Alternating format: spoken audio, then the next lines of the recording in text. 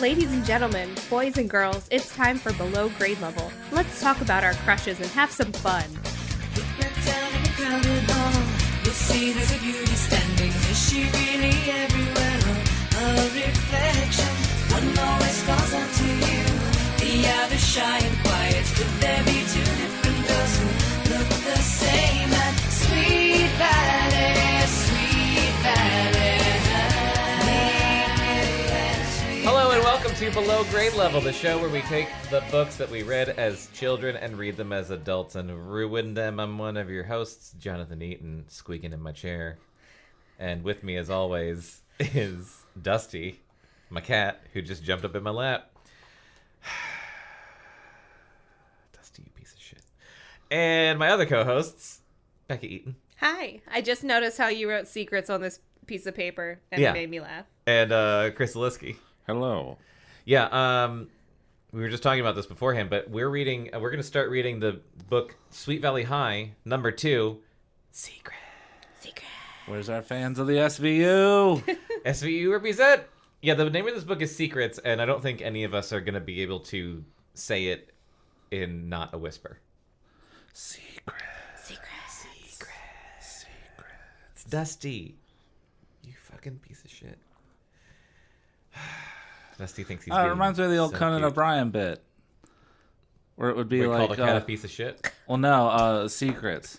Oh. And he would have like David Bowie on. And all of a sudden there would be like a black and white screen. And David Bowie's just sitting there smoking a cigarette. And he would tell a secret. And we got some YouTubing to do. That's good. That's amazing. That sounds amazing. I love that. And it would always be like... A secret about him, or just like fan submitted secrets? Or it'd be like something along the lines of like, one time I met ABBA and I said it was nice to meet you, and it wasn't nice to meet you. Or like shit like that. Like, yeah. Oh man, love David Bowie. So we don't have a guest this episode. It's just the three of us And Dusty. Dusty, do you want to read some of Sweet Valley High? I think he wants to eat the book. Do you want to see what Jessica gets up to in this one? I hope there's less date rape in this one. Me too. I also feel like this book is, we have this book in person. We have a physical copy of this book. I feel like it feels short. It looks really short. We didn't have a physical copy of the first book, but this one feels incredibly short. It looks a lot shorter than a book for a high schooler. Yeah. But maybe she was just ramping up with her ideas. Maybe they'll get longer as we get further into the SVU. As the SVU expands. Yeah. This is only the second book. I can't wait until Falcon gets introduced. What? Like all of a sudden it's just like one of the twins is walking down the hall and all of a sudden you hear, "On your left." I can't wait until Jessica meets Nick Fury. Gets recruited. I'd like to talk to you about the Sweet Valley Initiative. So dumb. Okay. Sweet Valley High. Yeah. Did you know that that's how the song goes? Mm-hmm. Oh, okay. Oh, I didn't remember that. You played So it. you You just played it nailed for it. us before. I couldn't couldn't remember that. If But you remembered.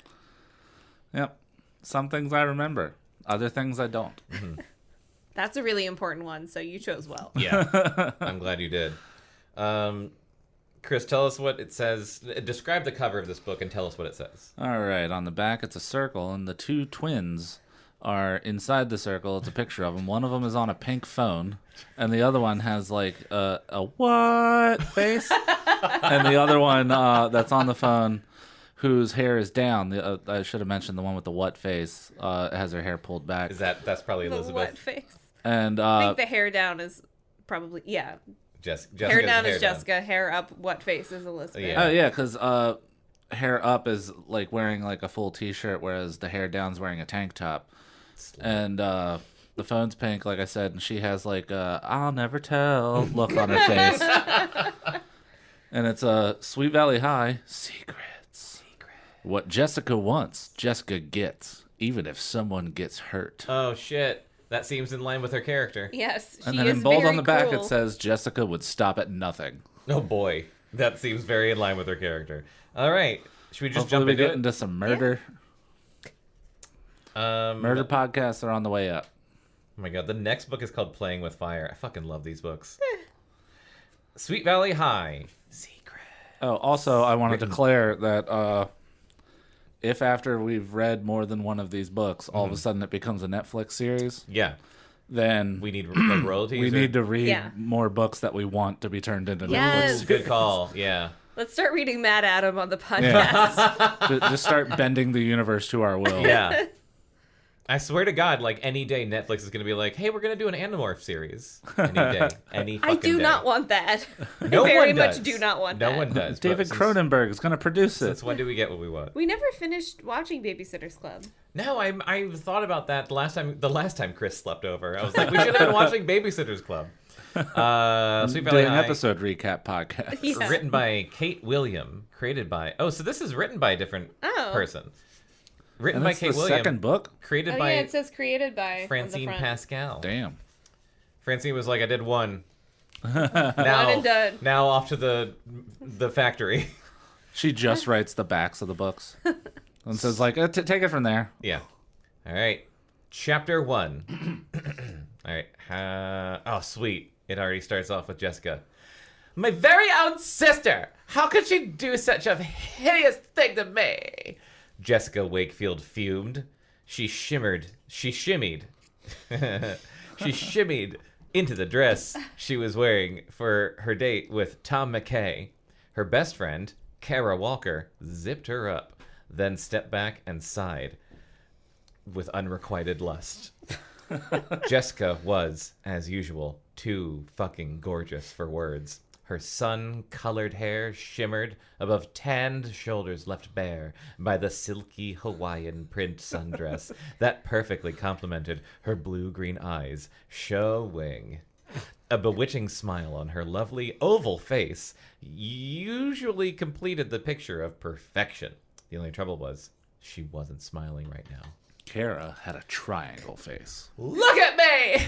Jessica ranted. I'm an absolute mess.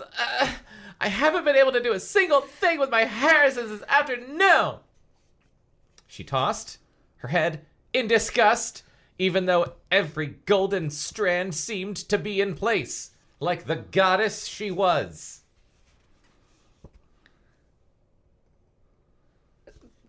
The sentence was so confusing that I couldn't even start reading it. It's another episode of Below Grade Level, folks. Can you imagine being dunked with every stitch on? How positively humiliating. Oh, yeah, she got thrown in the pool. Yes. Oh, Yes, she's in the yes. dunk tank, right? All right. Yeah, or something. Oh, she got thrown in the pool due to some Oh, sort of yeah, because they school thought she was tradition. Elizabeth and she won an award and Elizabeth tricked her and Yeah. Twin they threw her in the mischief, pool. Yeah, twin mission. twin shenanigans. She shuddered at the memory. She'd been tricked, and by her very own twin sister Elizabeth, who practically always shielded Jessica above and beyond the call of sisterly duty. It showed real twingenuity. It was almost too much to be believed. Jessica had been tossed fully clothed into the Sweet Valley High pool. As opposed to naked? Like, take your pick, Jessica. Yeah. The student's annual playful punishment for the author of the Eyes and Ears gossip column of the school paper. However, it was Elizabeth who was the columnist, but she twin-engineered a mix-up in identity, a trick she picked up no doubt from Jessica herself. Kara giggled. I don't know. I thought you looked kind of cute, even though you probably deserved to look like a drowned rat. You know, you really did have it coming after what you told me you pulled on Liz. Yeah. Jessica cut her dead with a glare. You're lucky we're at your house instead of mine, or I'd really let you have it. Deep down, though, she knew she deserved it too. Turns on her friend. I'll fucking kill you! Jesus Christ. Like, you were joking about Kara and her lustfulness. Oh, shit. Yeah. Oh, come on, Jess. You know you really did look kind of sexy. Like Bo Derek in that beach scene in 10. I don't get the reference, but Jesus fucking Christ. Old Dudley Moore movie. A smile pulled at the corners of Jessica's mouth. The harder she tried to keep a straight face, the worse it got. Dudley Moore was in 10? Yeah. The only thing I fuck know, is 10? well, the only thing I know about 10 is that Bo Derek was in it and she was hot in it. Yeah, and that's where the They joke make it from Tommy Boy. Tommy Boy. Yeah. She's a 10. Oh. She walks out of their pool and And Chris Farley's like, she's a 10. And I'm like, I get it, kind of. I didn't get that. All right. So am I on page 3 here? Yeah, Oh, obviously. I do, and it's hilarious. Finally, Because we explained it. It's just not that funny. but it's finally, she collapsed, laughing, onto Kara's bed. Kara gasped. Now is the time. I did, Finally. didn't I? Even so, it was humiliating. fine. I'm sorry. I'm slowly going to turn her into Moira Rose. Being set up like that. A thought occurred to her, and she clapped a hand over her mouth, sobering instantly. Oh, Kara, I hope Bruce didn't see me. I'd die. Bruce Patman? I forgot that name. She'd been in love with Bruce Patman since her freshman year. If I'm remembering correctly, you started doing Elizabeth as Batman before Yes. Patman ever showed up. Yeah, before Bruce Bruce Patman. Patman. Yeah. Maybe we'll change Bruce to... I think you probably should. Me and Chris already talked while you were in the bathroom before this that, like, we can't sustain Elizabeth being Batman for another whole fucking book. Yeah. Like, it was funny, but, like, the thought It's of too doing that much. tires me. Yeah. Do you think Francine Pascal was like sitting at her typewriter or word processor in the 80s when she was writing this and wrote Bruce Patman and was like, She's like, these Bruce girls will never 100%. get it. he was the most desirable guy, excuse me, in school. I Besides, just imagine Jessica saying that, like Rick from Rick and Morty. He's the most desirable. besides being movie star handsome, he was fabulously rich and drove a terrific black Porsche. He resembled a vigilante, but no one talked about that much. And how old was he? What 45. What voice should Kara be? Um, My first instinct was Peppermint Patty, but that's wrong. why? She's Peppermint being Patty's a a real lesbian. Peppermint Patty. Why was Peppermint Patty's deal? Sidekick lesbian. Oh. Wait, Yeah. is that Peanuts? Yeah. Yeah. I don't think she's... Did you actually think she Canon. liked Charlie Brown? I never really read Peanuts. What? It sounds like you're saying penis. Or seen any of the movies? Or I've seen the what's that one? she The calls, Christmas she one. calls She's Charlie really into Brown softball. Chuck. Oh, Yeah. Really into softball. Really softball? All right, say no more. Dresses that way. Wears a lot of polos. See, I was gonna make the joke of like Velma from Scooby Doo, because that's another like well-known. Well, no. See, I think Freddie was Like- hitting Velma on the side. I thought Velma was like canon lesbian.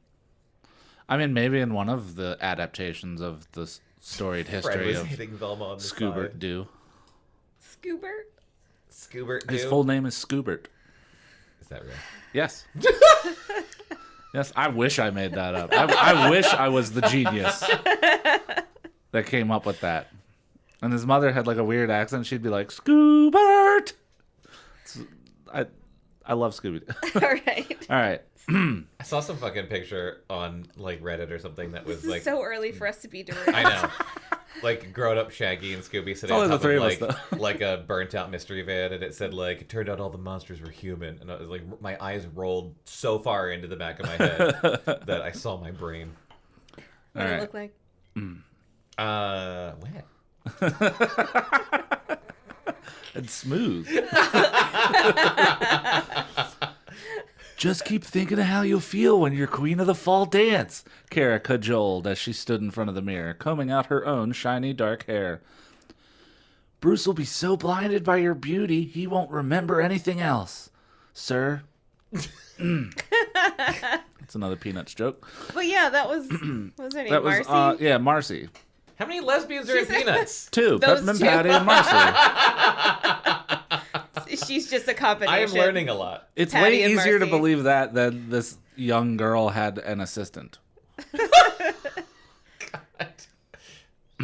I don't know. Did you ever see that stuff with Paris Hilton and Kim Kardashian? No. When they were younger, Kim Kardashian was basically just like Paris's little assistant person, and they'd be on her stupid TV show, and she'd be like, "Shut up, Kim!" Like, it was really humiliating looking. Oh Yeah, my god. I'm guessing it was pre-sex tape.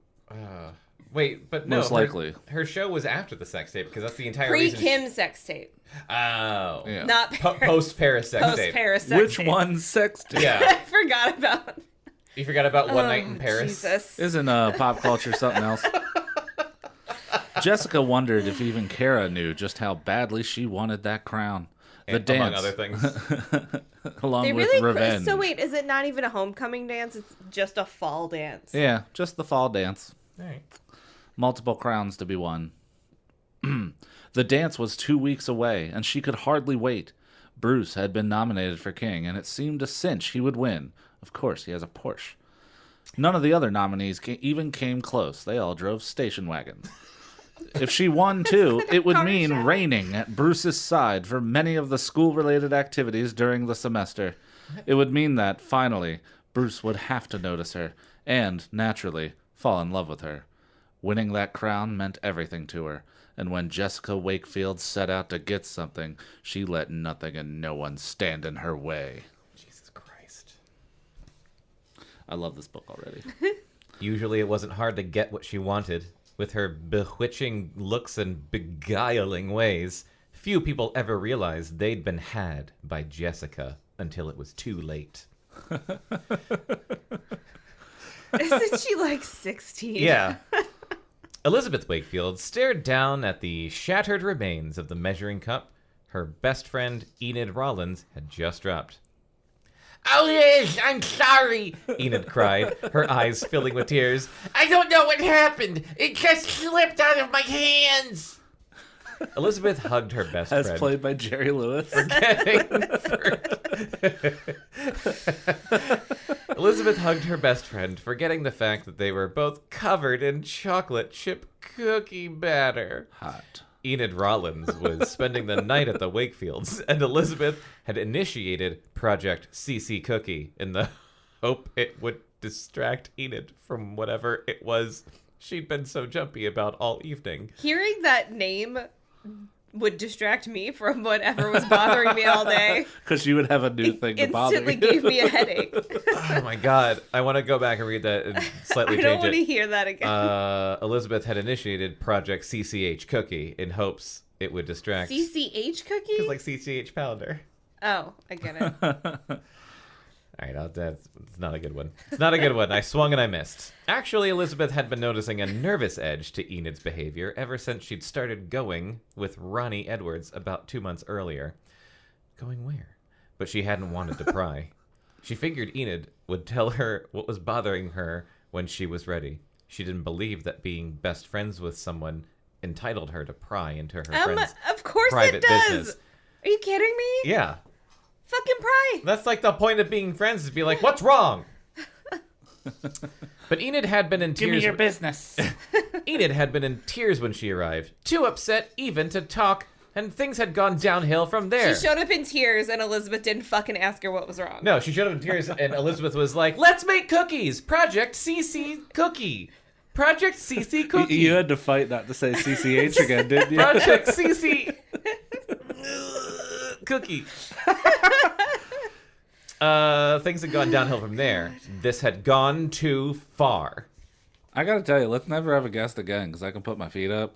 And like we have like the actual studio now, and it's I'm loving this. Yeah, it's nice, right? Yeah, it's pretty great.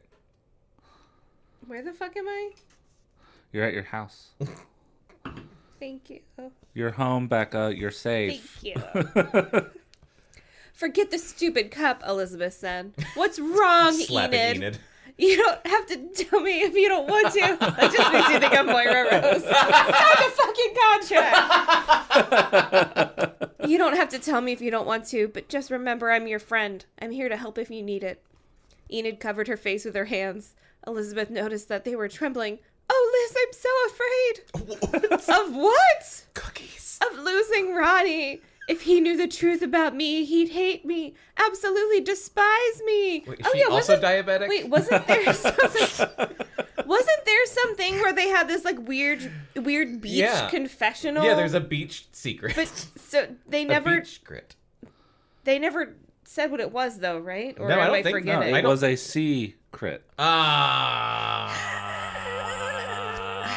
SEA for the listener at home. How could he possibly hate you? Elizabeth asked. The only truth is that you're a fantastic person. Enid Aw. shook her head. You don't know, Liz. I've even been afraid to tell you. I didn't want you to hate me either. I could never hate you, Enid.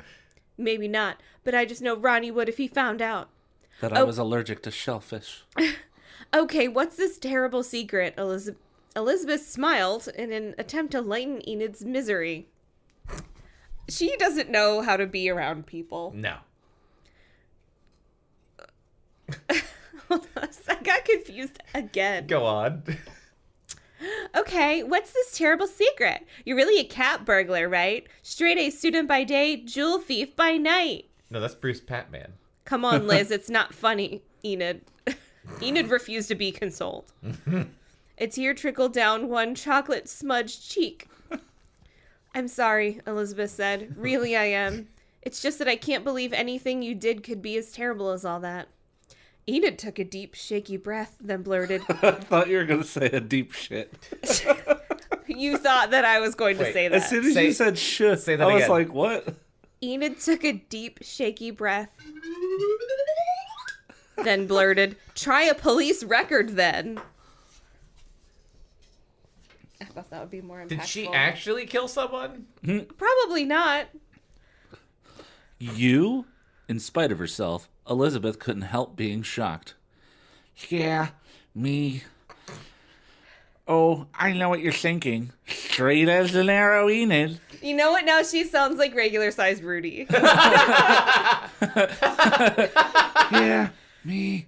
Oh, I know what you're thinking. Straight as an arrow, Enid. But I wasn't always so straight. I used to do girls. Enid haltingly so poured out many to her best lesbians. friend the story that had burdened her for so long. 2 years earlier, when her parents were getting divorced, she'd gone a little crazy. She was angry, hurt, and upset. She'd drifted in with a bad crowd and gotten involved with a boy named George Warren. So what Write was that she, like, down, listeners. 14? Yeah. Probably. Let's say 2 years? Honestly, everyone 25 and under is 14 to me. Good call. Everyone 30 and younger is 14 to me. Everyone's now officially, 14. I'm officially the oldest person in my department now. Oh, finally. Not by a lot, but still. Did the other ones like die off or? one just quit. The person older than me quit, so now it's me. Bekah killed them in trial by combat. Yeah. Oh, this gets better. She drifted in with a bad crowd and gotten involved with a boy named George Warren. They'd gone from drinking to drugs, trying my- just about everything that came their way. Jesus. The situation came to a nightmarish climax the afternoon. Did Enid George and- O.D.? I don't know. I'm getting there. Did she, Tell me now. she do heroin? It came to a nightmarish climax the afternoon Enid and George went joyriding in George's GTO, stoned out of their minds, and struck a little boy who was playing near the road. Oh my god! For Enid, the whole world stopped moving at that moment, like it That's has for for the us. little boy, too. She climbed out of the car as if in slow motion, her knees rubbery. Forever frozen in her memory was the sight of that tiny figure crumpled on the pavement, the horrifying sound of the scream of his mother as she came racing out of her house. Enid stood there as if paralyzed. A voice that didn't seem to be coming from her kept saying over and over, "I'm sorry. I'm so sorry." Luckily, the boy wasn't seriously injured. Oh my god. He'd suffered. Oh, I wish we had a camera on us. I was like, I joked that she killed someone. This was like that would have been like a red wedding type reveal of our reactions. I was waiting for you to be like, "Are you making this up?" I'm so gullible, you know I'll believe you. And then I was gonna be like, "No, I'm making it all up." Wait, are you? And then be like, "No, it's actually on the my page." God. I was gonna like double twist you. the Jesus double twist. fucking Christ. I was gonna pull a double Shyamalan. Luckily, the boy wasn't seriously injured. He'd suffered a broken arm and a mild concussion. Enid and pretty George bad. were arrested, but placed on 6 months probation and signed into a drug counseling program at juvenile hall because they were white. I was gonna say. Jesus fucking Christ. Wow. Enid emerged from the experience a different person. She'd been shocked into seeing the roller coaster ride of self-destruction she'd been on, and she'd set about putting her feet on solid ground. She was straight now, but was she? With grades to match. She hadn't seen George in 2 years, since his parents had sent him away to a strict private boarding school. The whole time she'd been telling her story, Enid was staring down at the kitchen counter, unable to meet Elizabeth's gaze. Now she looked into a pair of blue-green eyes, shining with sympathy, among other things. Remember that crazy book we read that was all about eye color? What was that? Remember Me? Oh, yeah. Fuck that book. Enid had always thought Elizabeth was pretty. Jesus fucking Christ. I keep putting lesbian jokes in You there, don't and then have the book, to put them the, in there. the book's like, I'll go meet you and raise. Enid had always thought Elizabeth was pretty, though in a less flashy way than her identical twin sister Jessica. But it was a sparkle that went beyond her all-American good looks, the perfect white teeth, the spun sunshine hair. God, Elizabeth was a person who cared. She was the first person in whom Enid had been able to confide her terrible secret, except her parents and the police and George and the boy that she hit with her car and the His boy's mother. mother and his mother and probably the people at the boarding school and the drug rehabilitation center. Somehow deep down she must have known that Elizabeth wouldn't condemn her. And the county clerk and her probation officer. I'm glad you told me. I don't know what voice I'm doing for Elizabeth. She's the good one, so I say we just do regular voice. Yeah, do one that's not exhausting. I'm glad you told me, Elizabeth said, but it doesn't change a thing. You're still my best friend, and I still think you're a fantastic person. Even more fantastic than ever now that I know what you've been through. And what you're capable of. Jesus Christ. She wasn't driving. Enid was crying openly now. The tears pouring down her face. I wasn't ready for it. I have beer in my nose. Part of it was the sheer relief of being able to unburden herself at last. But mostly she was still in agony over the fear of what would happen if the one person she didn't want to know should find out. Oh, right, her boyfriend. I was like, who? I already forgot his name. Ronnie? Oh, Ronnie. Ronnie, Yeah. I don't know. I mean, that's a crazy story, but I love these books. She forced a quavery smile. Quavery. Tell that to Ronnie. I bet he wouldn't think I was so terrific if he knew I'd been lying to him all this time. He's lying by omission. Well, you haven't exactly lied to him, Elizabeth pointed out. I haven't exactly told the truth either. So Elizabeth's become a lawyer? She should be. Come on, Enid. Come on, Enid. Eat, Ned. Is she an alien Oof. It's not the most hideous secret in the world, no matter how bad it must have seemed at the time. Besides, it was 2 years ago. That's practically prehistoric by now. It's going to take a while for that to get expunged from your record. Easy for you to say. You don't have any skeletons in your closet. Well, just until they're 18 and then it's sealed. If I did, Jessica would have borrowed them. Elizabeth couldn't suppress a tiny smile, thinking of her twin's charming little habit of foraging in her closet whenever she ran out of her own things to wear. Oh, I was Yes, literally that just sounds thinking, fun. what would Jessica do with skeletons? Mm-hmm. She'd just be like, ew, bones. Ew, they're gross. Gross. You wouldn't think it was so funny if you were in danger of losing Todd, Enid insisted. I forgot. I know if it were me, I'd tell Todd. If Ronnie really loves you, he'll understand. Oh, Liz, you just don't know. Sighing, Enid sank down in the kitchen chair by the window that overlooked the patio. She stared mournfully out over the glassy surface of the lighted pool, shimmering sapphire against the backdrop of darkness. The exact blue of Ronnie's eyes, Enid noted. God, it's from page 9. It's so fucking dramatic. I love it. Okay, it's so short, but now I'm like, oh, this is why it took us so long to read. Becca, We would get you like hung to up try on my every beer? third word. I've had it before. They're very It's good. good. Yeah. I'm drinking Sam Adams Lawn Chair Lager from the Boston Beer Company. I'm gonna pour more whiskey in my whiskey. Let's see, where we at? Page 9? Yeah, that makes sense. Sure. Multiple of 3. Yeah, as long as I look at the page numbers and multiples of 3, I think I'll be good until Oh, that's too much work. I do. pass 12, and then 15. And then you're lost. Yeah, and then it's just gone. All right, The exact blue of Ronnie's eyes, Enid noted. Ronnie's not like Todd, Enid explained. He expects 100% of my attention. If he knew about George... She stopped, biting her lip. What? What about George? You said yourself you haven't seen him in a couple of years. Yeah, and you dated him, but... Okay, Ronnie sounds like a dick hole.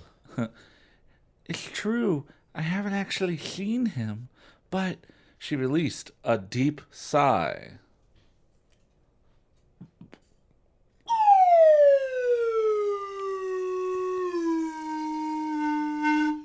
That was perfect. But we write to each other. It's not what you think. It was her sighing. I mean, there's nothing going on between Wait, us. they write to each other? We're just friends. Okay. Who's friends? Enid And the guy that ran over that and kid. George. Oh, is he still in jail? He's at private school, but they write to Oh. each other, We're just friends. which Ronnie might be upset about. I She's started like, "Ronnie writing will to kill me." George because he was so mixed up and unhappy. I wanted him to know it didn't have to be that way forever. I don't feel like doing the lisp the whole time. That's fine. I'll do it sometimes. That's fine. It'll be very inconsistent. It comes and goes. We've yet to get any complaints. I think it's nice that you're helping George, Elizabeth said. There's no reason Ronnie should be jealous over a few friendly letters. Enid groaned. Ah, you're talking about someone who turns green if I look sideways at another guy by accident. Yeah, Ronnie sounds like a dick. Last week he caught me going over a homework assignment with a guy in my history class. I thought he was going to blow a fuse. A That's tiny not alarm. fucking cool. Oh, Enid. That's bad. A tiny alarm went off inside Elizabeth. And all of Should us. have been a giant alarm. Ding, ding, ding. Should have been a flag that was raised. But if you explained it just the way you did to me, he still wouldn't understand. Enid slumped forward against the table, burying her face in her arms. I just know I'm going to lose him. Oh, Good. That's fine. That's Elizabeth laid a comforting hand on Enid's shoulder. Enid shuddered. It made me think of Scrubs when, like, he brushed his shoulders with the lonely guy. And they're like, oh. Need to watch more Scrubs. I don't get I it. love that joke. Look at it this way. Nobody knows about these letters except not you and me, lonely. right? Right. So, what's got you suddenly so afraid Ronnie will find out? It's George. Enid explained. In his last letter, he said he's coming back to Sweet Valley for a visit in less than 2 weeks. He's come back before, but this time he wants to see me. I've just decided George is Nicolas Cage. Okay. I also, if this is the secret Yeah. this whole book's about, it's kind of blowing it It by can't telling be. us fucking immediately. Yeah. It can't be because the title of the book is Secrets. Secret. Okay, good. There better be Multiple. another goddamn secret. Or there'll be another one, but we don't find out until the end. Yeah. There's got to be something else because they can't call a book Secrets and then instantly tell us the secret. You know, Becca, in my long experience with the SVU, I've found that it's the journey, not the destination. I think what's gonna happen is Jessica's gonna find out and then like hold it over for a while and be real goddamn cunt about See, it. I thought Jessica would like make up a secret about somebody. I don't know why. I guess that's not a Like secret. the It's last a book lie. where she made up the date rape. I was hoping Yeah. she would Well, wait, drown no, she in the didn't. pool in between books. She was groped at a bar though. Yeah, by She was Matthew groped, McConaughey. but she then lied to the police about everything and forgot about that. and like caused a lot of trouble. Yeah. Yeah, I don't know. I guess something about the cover made me think that Jessica would be telling a lie about somebody and lying about someone's secret. I'm calling it now. Jessica pretends to be Elizabeth to Enid. Enid blurts out references the secret, and then that's how Jessica learns it. And she's like, "What secret?" And just like files it away in her little book of secrets and Yeah. blackmail, like she lives in fucking Game of Thrones or something. Up in Elizabeth's room, Enid dug a sheaf of letters out of her overnight bag.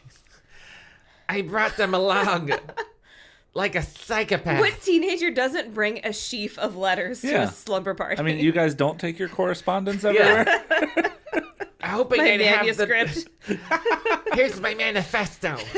My folio. I hope I'd had the nerve to tell you. She said sheepishly. See, you knew how to read the last time we recorded. I waited that whole episode for you to forget how to read. And I didn't. And this time you did, and it like lights up my life. Oh, boy. Handing them over to Elizabeth. I have a friend who doesn't know how to read. Dear Santa. Elizabeth read the one on top, George's most recent letter. Dear Enid, as you know, I've been keeping pretty busy with exams. They really sock it to us here, which I didn't like at first, but now I'm glad they do. I guess I've been pretty good. I guess I've been pretty much of a goof off all of my life, so I've had a lot of catching up to do. Studying isn't exactly my idea of having a good time, but in a funny way, it really kind of grows on you. I feel better about everything in general. As you know from my other letters, I used to be angry all the time, blaming my parents and everyone else for what Punching was holes wrong in with my drywall. life. But I think who I was really mad at was me. Oh, Jesus fucking Christ.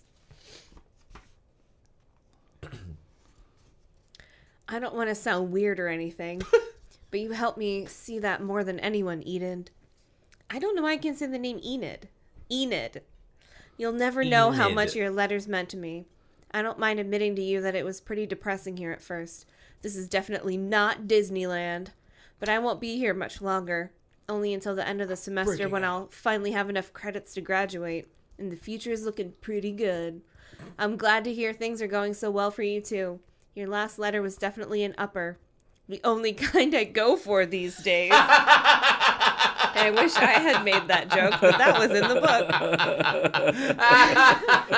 Oh, they beat us to it. He's got a good sense of humor. Yeah, all right. You should probably dump Ronnie Yeah, and date George again. George. Yeah, he's got his life on track again. I'd really like to see you when I come home this time, but I'll understand if you'd rather not. Love, George. That boy's carrying a torch. P.S. Thank you again for the brownies you sent on my birthday. They disappeared in about 2 seconds, but they were good while they lasted. P.P.S. Say hi to my buddy Winston for me. Wasn't he a Shit, the nerd? poison didn't work. Winston. Wasn't there a nerd in the first book named Winston? I maybe? believe so. I don't remember. It was like 8 years ago we read the first one. I don't know what to do, Enid said when Elizabeth had put the letter down. I don't want to stop being George's friend, but I can't see him. Ronnie would take it all wrong.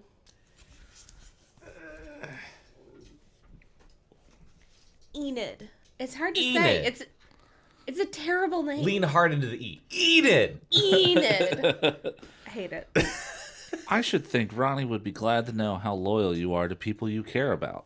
Including ex-boyfriends. You're dumb, Elizabeth. She can't Yeah. care about any other boy. He seems like he would super take that letter the wrong way. Enid shook her head with stubborn insistence. It would be the ultimate end. He'd be furious. I'd lose him. She clutched at Elizabeth's arm a little bit too long. Liz, Clawing at her flesh. you've got to promise me you won't tell anyone about the letters. Swear you won't. Cross my heart, hope to die. Solemnly, Elizabeth placed her palm against the nearest thick book at hand, which just happened to be her dictionary. Being a writer, she was never very far from it. Of course, she didn't consider herself an Ernest Hemingway. Not yet, anyway. Right now, most of the writing she did was for Sweet Valley High's Oracle, for which she was the author of the Eyes and Ears column. Elizabeth understood Enid's fear of having something like this leak out. Sweet Valley was still a small town, despite its rapidly growing silicon chip industry, and in small towns, as her father said, rumors had a tendency to multiply like mice in a cornfield. Is she just touching a book for comfort, or is she going to use the She's dictionary? like swearing on the just like- Bible. I have to be touching a book. I'll be honest, I don't understand any of what I read. No. Not all But of that. I just do know that this book doesn't infuriate me as much as any of the other books that we read. I feel like as you were reading that, it was leaving my brain. I was trying to cling on to why the fuck is she touching a dictionary? Is she It's her just like, Bible. dictionary, give me strength? She's got a gun Yeah, cut out in the middle of it. Maybe it's her like Bible because she's a writer. In many ways, Sweet Valley High was the biggest mousetrap of all. The cafeteria, the locker rooms, and the front lawn were favorite centers of communication on every subject, from the color of someone's hair to scandals involving drugs and who was fooling around with whom. Why are those in the same sentence? Drugs and who was fooling around with who. Most of the gossip was harmless, but occasionally a vicious rumor would spread like wildfire, as it does in California, Or mice. burning innocent people in the process. Jesus Christ. I did not mean to I say feel as like- it does in California right before the book actually said burning innocent people in the process. I feel like you just read like 10 different metaphors in one sentence. Yeah, no, I love the poetry in Oh this, my in this God. in the SVU. Elizabeth recently had been on the receiving end of such a rumor herself. Hold When on, I her- just want to rant for a second. Because, like, that's just it. Most of the books that we read are written so badly, but, like, the prose in the Sweet Valley books is actually pretty darn good. Yeah. Like, it tickles my brain. Yeah. Tickles my brain. Elizabeth recently had been on the receiving end of such a rumor herself when her eternally two-faced twin was nearly arrested and let the police See, think your twin's she two-faced. She was is Elizabeth. Batman. The cruel gossip had disturbed Elizabeth greatly, so she was in a better position than most to appreciate Enid's dilemma. I swear, I can't say it any other way now. I swear that if I ever get to... I swear that if I ever tell about the letters, you can, Elizabeth grinned as inspiration struck. You can bury me alive in chocolate chip cookie batter. Yolk. Is that a can. punishment? Then I Enid, can eat it to save you. Enid moaned, holding her stomach. Both girls had eaten so many cookies, they were sure they were going to gain at least 50 pounds apiece. Weren't they making cookies? Had they made them already? I thought that there was batter everywhere. They're just Unimportant. sobbing and still putting the cookies together. But the joke that had desired... But the joke... Fuck. You got in my head. Can't read it. No, Chris, I can't read it anymore. But the joke had the desired effect of getting Enid But to you wear glasses. smile. You're smart. Ugh, Enid said, I think I'll just take your word for it. I trust you, Liz. I really do. You're my very best friend. I should hope so. Enid laughed. Pretending to smother Enid with her breasts. Who else would invite you to spend the night the way you snore? I don't snore! Enid protested, leaping off the bed and dissolving into giggles as They're she in a beamed, bed now? as she beamed Elizabeth with her own pillow. Like a 747 at takeoff! We haven't even finished a Came single chapter Elizabeth's yet. muffled shriek. In all the commotion, neither girl noticed as one of George's letters fell to the carpet. Oh, shit. Chekhov's letter. I jerked off to you today.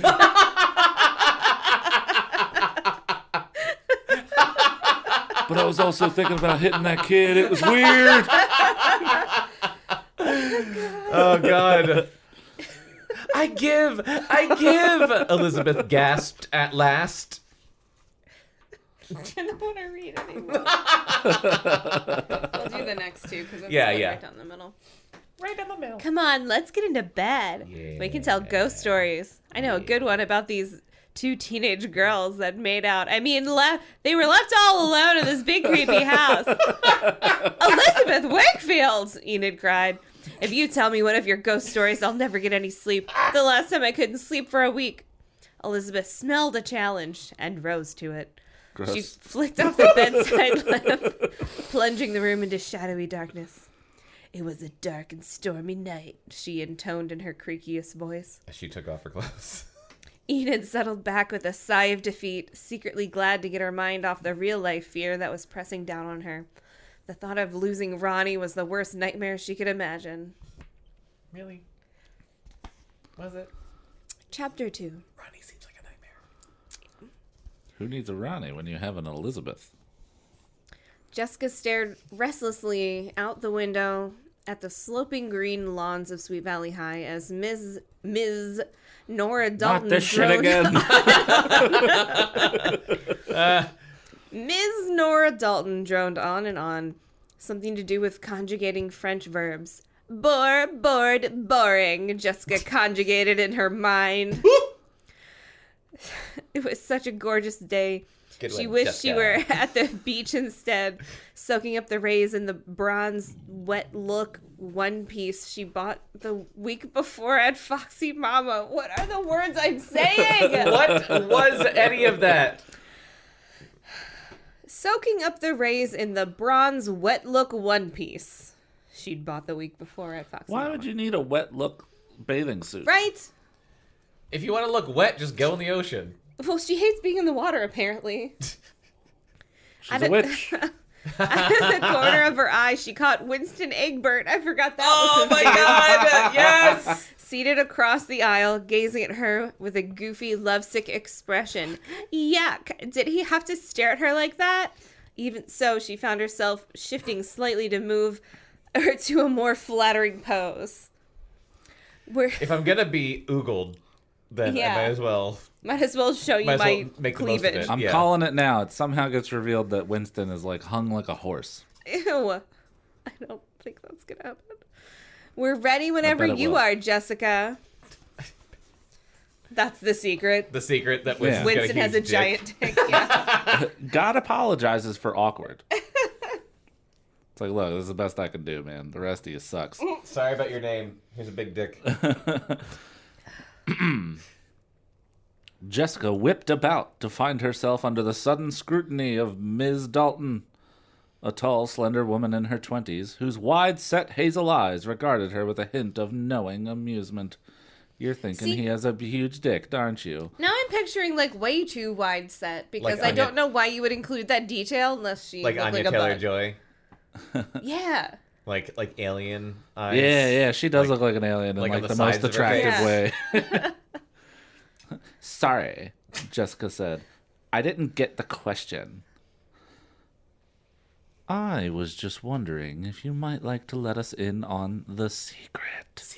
Ms. Dalton said, her smile widening, almost a little too wide. Like her eyes. Wide as her eyes.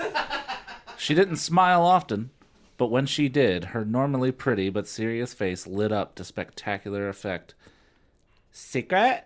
Jessica echoed, growing distinctly uncomfortable. The secret of how you expect to conjugate the verbs I've written on the board if you're not looking at it, she needled in a pleasant voice. Good one, Oh man, Ms. Dalton. what voice do I do for Winston that doesn't sound like regular size Rudy or Peppermint Patty? Oh, I got it. Mental telepathy. Is this Winston? Winston piped, Nice. swooping to her rescue with clownish gallantry. Big dick swinging the whole time. She's really Wonder Woman in disguise. Hey, Jess, show us how you leap tall buildings in a single bound. He's got a lot of sass for a fucking nerd. That's Superman, dummy, Ken Matthews Deuces said are from the back of the classroom, where he sat with his long legs sprawled across the aisle. Ken also had a tendency to shoot off his mouth whenever the occasion arose. His penis was regular size. The difference between Ken and Winston was that Ken was tall, blonde, gorgeous, and captain of the football team with a regular-sized penis. And you'll be out of here faster than a speeding bullet if you don't put a lid on it. Thank you, Ken, the teacher put in dryly.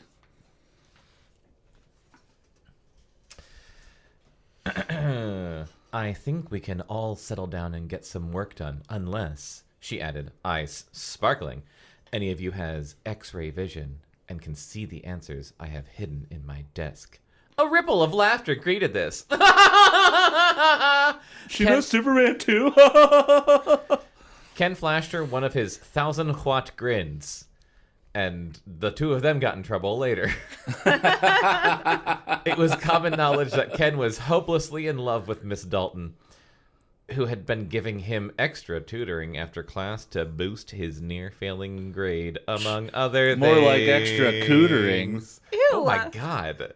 Chris. That's what it said. Even so, Jessica doubted that Miss Dalton suspected that Ken had a crush on her. Well, Jessica, I'm pretty sure she fucking you're knows. fucking stupid because I bet Miss Dalton knows. Teachers could be so dense about some things, she thought. She always was the first to know it when a guy liked her, as well as the first to take advantage of it when it suited her. Jesus Christ. Which was constantly. I know she's a monster, but I forgot how Much of a monster. how transparent she is about being a monster. Yeah, like there's nothing sympathetic about her ever. No. Even Winston might come in handy one of these days. The trouble was that right now the only one she really wanted was Bruce Patman. Huh. Wait And until she might as finds well- out about Winston. And she might as well live on the moon as far as he was concerned. Jessica conjured up an image of Bruce. Fabulously rich, popular, superstar handsome Bruce. Bruce of the ice blue eyes and coal black Porsche. Everyone has fucking blue eyes. If only he would ask her to the fall dance. ... Of course, there was a way. Even if he didn't ask her, Jessica had been nominated for queen. Bruce Patman was up for king. She played out the scenario in her mind like a crazy person. There she would be, utterly ravishing, pretending to look shocked that her name had been chosen. She would glide demurely up to the stage, the merest hint of a tear trembling on her lower lashes, not enough to smudge her eyeliner, as she bowed her head in humble acceptance of the crown. Someone needs to ask Jessica Wakefield that whole story of, like, you meet the man of your dreams at your father's funeral. Yeah. What do you do? Naturally, Bruce would be chosen king. He was easily the best-looking boy in school. He would smile at her and take her hand, and the two of them would drift onto the dance floor for the solo dance under the spotlight, as if they were the only two people in the world. She simply had to win. It was her big chance to make Bruce fall in love with her. The dance was only 2 weeks away, and Jessica was desperate to find a way of winning the crown for sure. She would do anything, absolutely anything, to be queen, ... Even murder. She was jolted from her daydream by the harsh jingle of the bell and the mad dash for the door. Lila Fowler detached herself from the mob, falling in step with Jessica as she made her way toward the lockers, still caught up in the pink haze of her daydream. Pink haze? In the game of Fall Thrones, you play or you die. What? Don't you just hate her? Lila hissed, a scowl twisting her pretty features. Who? Jessica asked. Dalton. Who else? Don't you care that she made a fool of you in front of the entire class? Bite your tongue, Jessica returned blithely. Nobody makes a fool of me, least of all a cream puff like Ms. Dalton. Actually, she's not so bad. I kind of like her, even if she is a teacher. What the fuck? Oh my god. What is happening? Elizabeth said all that? I mean, Jessica said all of that? Yes. Ms. Dalton was one of the newer teachers at Sweet Valley High. So naturally, there was a good deal of speculation about her. Is she an alien? We don't know. Maybe that's one of the secrets. A lot of it had to do with her being young and pretty. Teachers aren't young and pretty. They're old and disgusting and turn kids into apples. A fact that wasn't lost on the male population of SVH, especially Mr. Roger Collins, faculty advisor for the school paper and resident hunk among the male teachers. Jessica had learned that Ms. Dalton had recently begun dating Lila's divorced father, George Fowler. Anything to do with the Fowlers, one of the richest families in Sweet Valley, was news. There are 2 fucking Georges in this book. Oh my god. Yep. Never enough Georges. Lila enjoyed the attention, but what she didn't enjoy was the awful thing that was going on between her father and Nora Dalton. Jessica suspected that Lila was jealous. She was always vying for his attention, though it seemed as if he never had enough time for her. A real electric complex. Now that Ms. Dalton had entered... is the opposite of an Oedipus complex. Now that Ms. Dalton had entered the picture, he would have even less. I don't blame Daddy so much, even if he is Daddy. being incredibly naive, Lila was saying. After all, she practically threw herself at him. I'm positive she's only after his money. Jessica wasn't normally in the habit of defending people, but even she thought Lila had gone overboard on the subject. Come on, Lila, she cajoled. I just don't think Miss Dalton is the man-eater type. Hall & Oates would not be interested in her. Lila shot her a look of disdain. Everybody knows that song's about me. Hold on, about me. May. Lila shot her a look of disdain.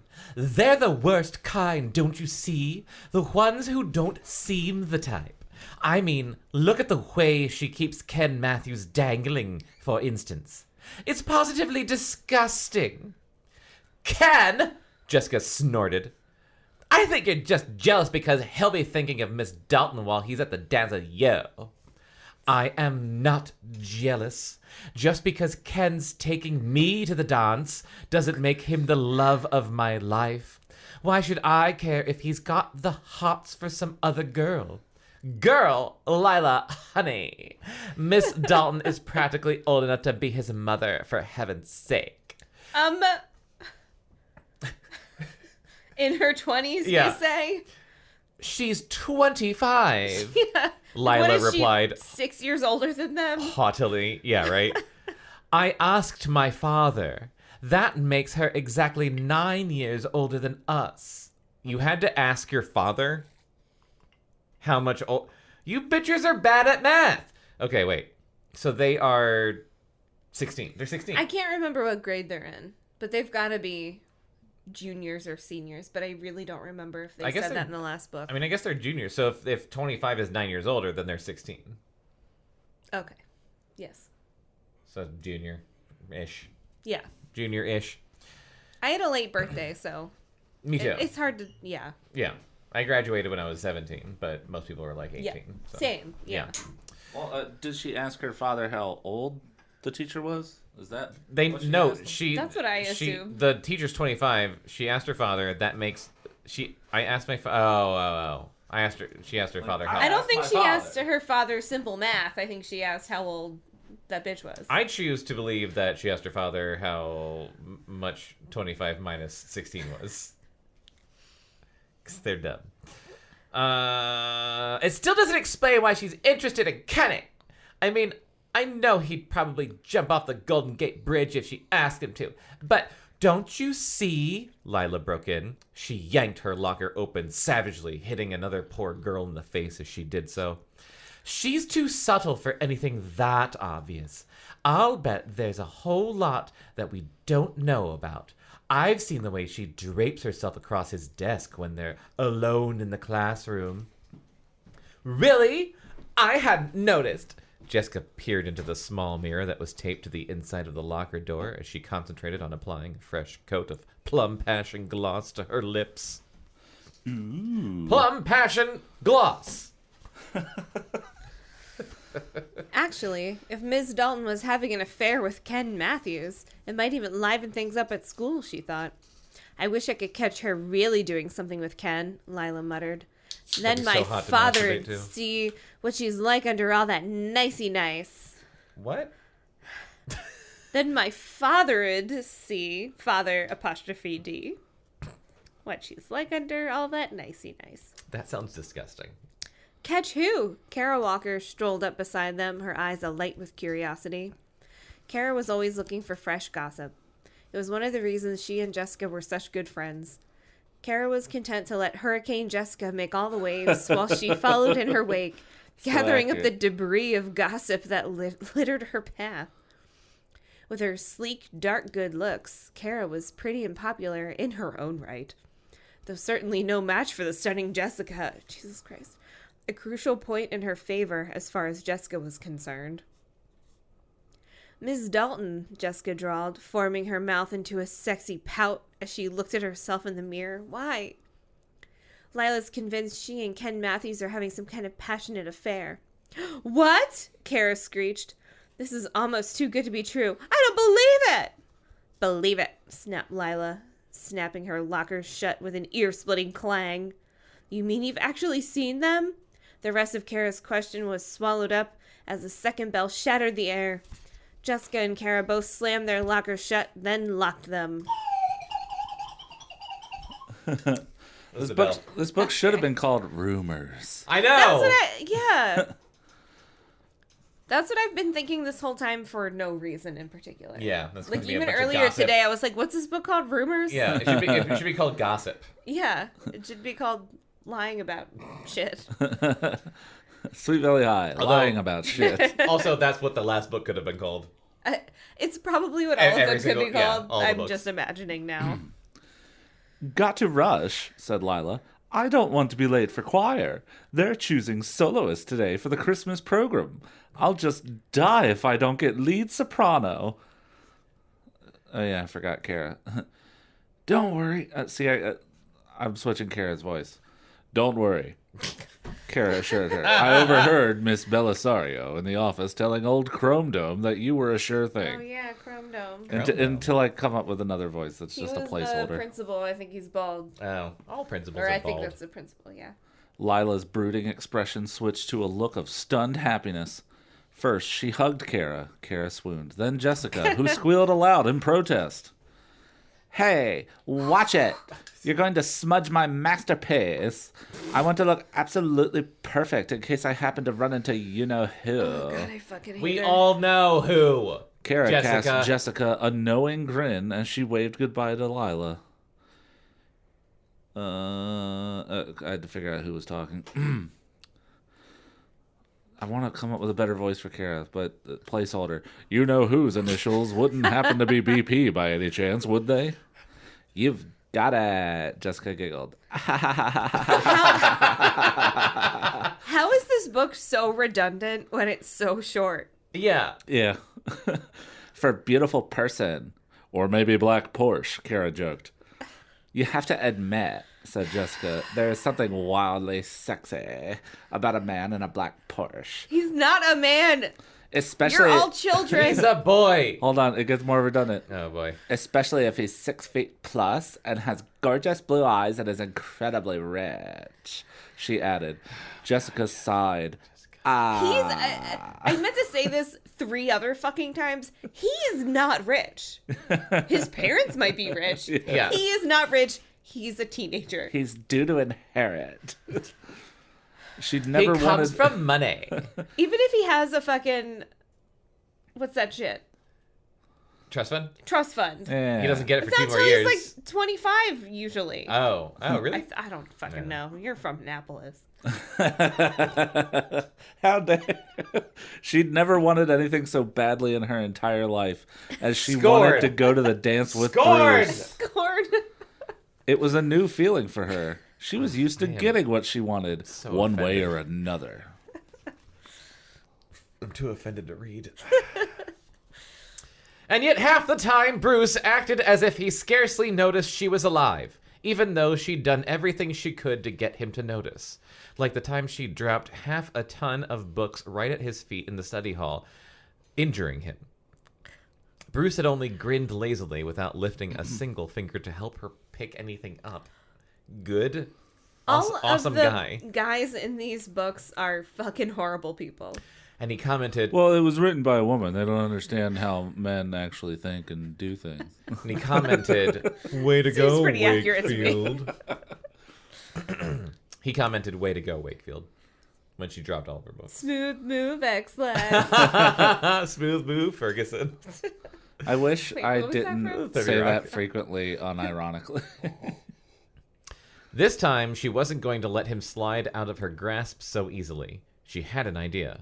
Hey, Kara, she said, linking arms with her best friend as they strolled off towards class. Kara was electrified. You sit next to Ronnie electrified. Edwards in history, don't you? What of it? Got your eye on him, too? I don't blame you. He's not bad looking. He's also head of the dance committee. He is, Jessica put in quickly. I was just wondering if you would feel him out for me. You know, next time you're talking to him, just sort of casually try to influence him to get kids to vote for me. And cup his balls. How Feel him could out. he get kids to vote for her? Get an idea of his Because size. he is head of the dance committee. So? That pulls a lot of sway. He's like, give me a J. Give me an E. Wait, that's cheerleading. What? I don't know. 36. Sure thing, said Kara. But frankly, Jess, I don't see what you're so worried about. I mean, look at the competition, will you? Enid Rollins, for instance. You're about 1,000,000 times prettier. And Jessica's eyes narrowed at the mention of Enid's name. Yeah, Enid's a nerd, all right, but she happens to be Ronnie's girlfriend, remember? He could get a lot of people to vote for her. Kara shrugged. Who knows? Maybe they'll break up before then. No way. Have you seen how they act around each other? You'd think they were joined at the hip. Make that joined at the lip, Kara giggled. She's a dolphin now. Oh, wait. It's Kara, sorry. But Jessica was too busy boiling to take notice. She had other reasons for disliking Enid, mainly the fact that lately she seemed to be taking up every spare minute of Elizabeth's time Elizabeth could be spending on her adorable, fun-loving twin sister instead. What a fucking sociopath. Frankly, Jessica said, I can't imagine what a cute guy like Ronnie sees in that little creep.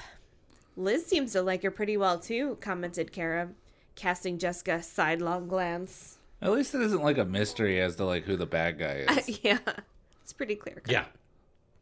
Liz, Jessica snorted in disgust. Listen, Kara, my sister has absolutely no taste when it comes to picking friends. It's positively embarrassing. I mean, what if someone thought it was me hanging out with Enid? As they turned the corner, Jessica caught sight of Bruce Patman in the crowded corridor. He was loping toward the staircase, looking impossibly gorgeous as usual. Okay, no one... In a pair of... Hold on. Let me describe his fucking outfit. I just want to say, I hear loping and I think Bigfoot. Well, that's what I was going to say. No one, quote-unquote, gorgeous lopes. No one gorgeous is like... Loping. Sorry, describe what he's wearing. Oh, my God. Loping toward the staircase, looking impossibly gorgeous, as usual, in a pair of off-white cords and Gross. a heather blue sweater that Ew. matched his eyes. What? Her knees went weak as warm jello, and her heart thundered in her ears. Is warm jello like weaker than cold jello? That doesn't stay together as well. I mean, Fall apart. you could just probably say less- jello and it's immediately assumed that it's weak. It's probably like a slight bit less structurally intact, but not by If much. your legs were as weak as warm jello, I feel like you'd just collapse.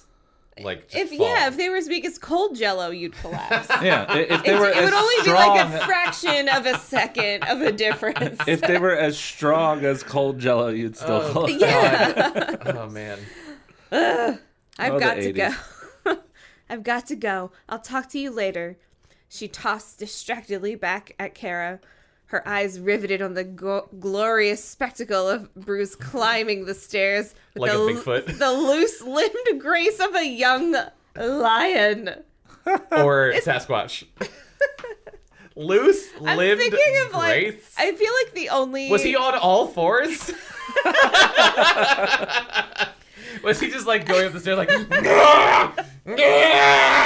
I feel like it's just making me picture Jeff Goldblum. Because when I think of like an attractive guy loping, Yeah, he No, lopes. that's perfect. He that lopes, immediately but he comes can to pull mind. it off. Yeah, you're right. I'm He's just picturing him like making this arm movement for some Yeah. fucking reason. Jeff Goldblum, an attractive I man imagine- who's I 12 imagine- feet Just tall. like His arms would be all bent at gangly. 90-degree angles. Yeah. Yeah.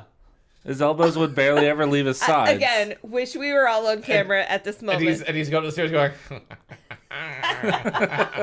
Okay, can he please be Jeff Goldblum now?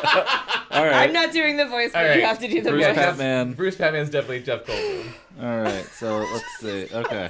I feel like it was one of those like the apartments.com commercials or something where he looks like Bigfoot, like they catch him like this or something. Well, he's also like Where? he's It's where people go to live. his fashion. Jeff Goldblum's fashion style is like everything's tight. Yeah. Like, he's so gangly, he's so tall and skinny, and he wears really skinny pants and, like, really skinny tight shirts. He wears child size XXL. he looks great. He looks he's amazing. Perfection, He's Jessica amazing. thought, feeling herself grow warm and prickly all over.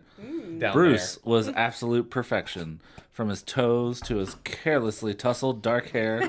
Some orange bits in my mouth. He looked airbrushed, And I as if was he'd not. just stepped from the pages of a magazine. Jessica You know, stared Bigfoot after him, Weekly. hopelessly mesmerized, wondering why Squatching. no one has yet to get a clear picture of him.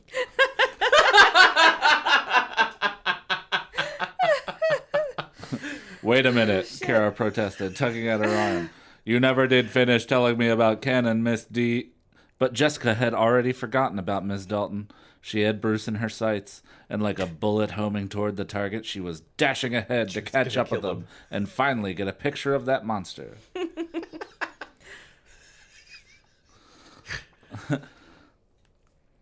Chapter 3. Well, if it isn't my God. Little Bo Peep, Oh my god. drawled Bruce, as Jessica fell in step beside him. He raked her over with a flick of his heavy-lidded blue eyes. Lost any sheep lately? Jessica laughed as if it were the funniest joke in the world. Christ.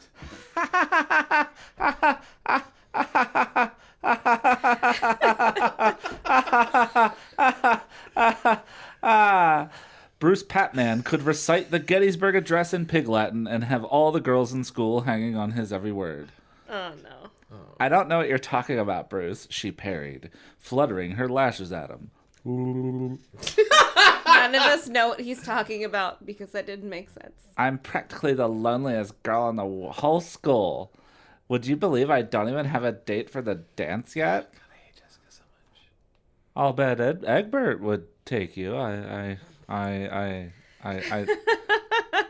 hear he's really got the hots for you. Oh my god. Jessica made a disgusted noise.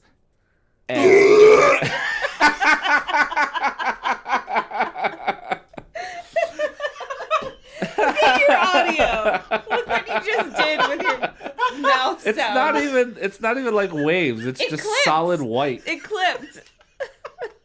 That's fine. I put a limiter on this. Yeah, you beat the limiter. He's the last boy on earth I'd want to go with. I'm not looking forward to doing Bruce Patman because I don't I'm think I can looking do forward to you doing Bruce Patman. You shit. do a Have good you ever done a Goldblum. I don't think so. I don't do a good Goldblum. You were doing an amazing Goldblum. All right. Thank you. I was fishing. I mean, honestly, he's like some kind of cartoon. Bruce chuckled.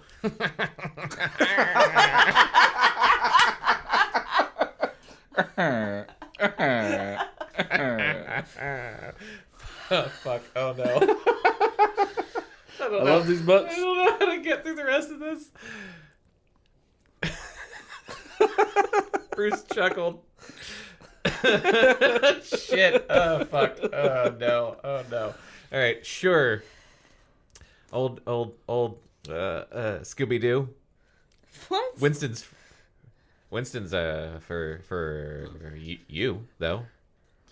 Oh, he's nice enough, but, well, you know what I mean. Jessica rolled her eyes in an expression meant to communicate that Winston was utterly helpless. Bruce laughed. Oh wait, he wasn't a nerd. He was like the jokester. Oh. Winston Egbert? Winston I think Egbert? so. Oh. Well, your voice is good for him then. Yeah.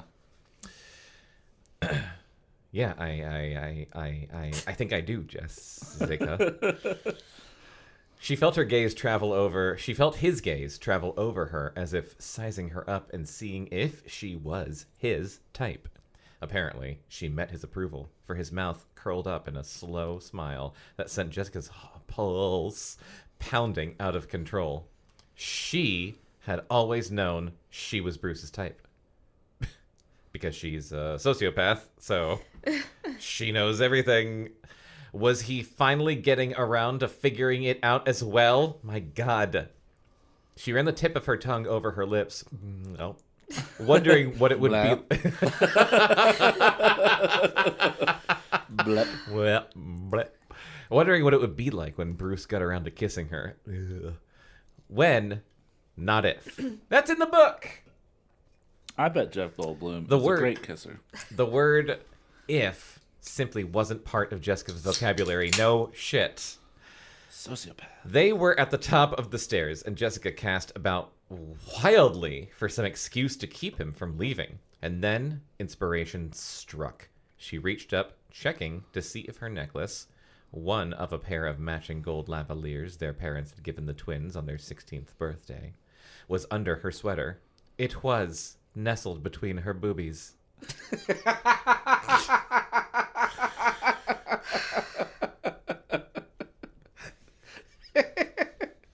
Boobies.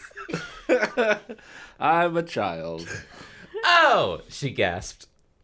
My necklace! It must have fallen off in the stairs just now. Bruce, would you... you've got to help me find it. My parents would absolutely murder me if I lost it. I fucking hope he notices it on her neck. Jesus Christ. Why would you say that? They practically went into debt for life to get it for me. Bruce What, are cast you an poor? idle glance down the milling staircase. I don't see it, but listen, love. I'm sure it'll turn up. I can't believe one of you didn't get to read this. I've got to split.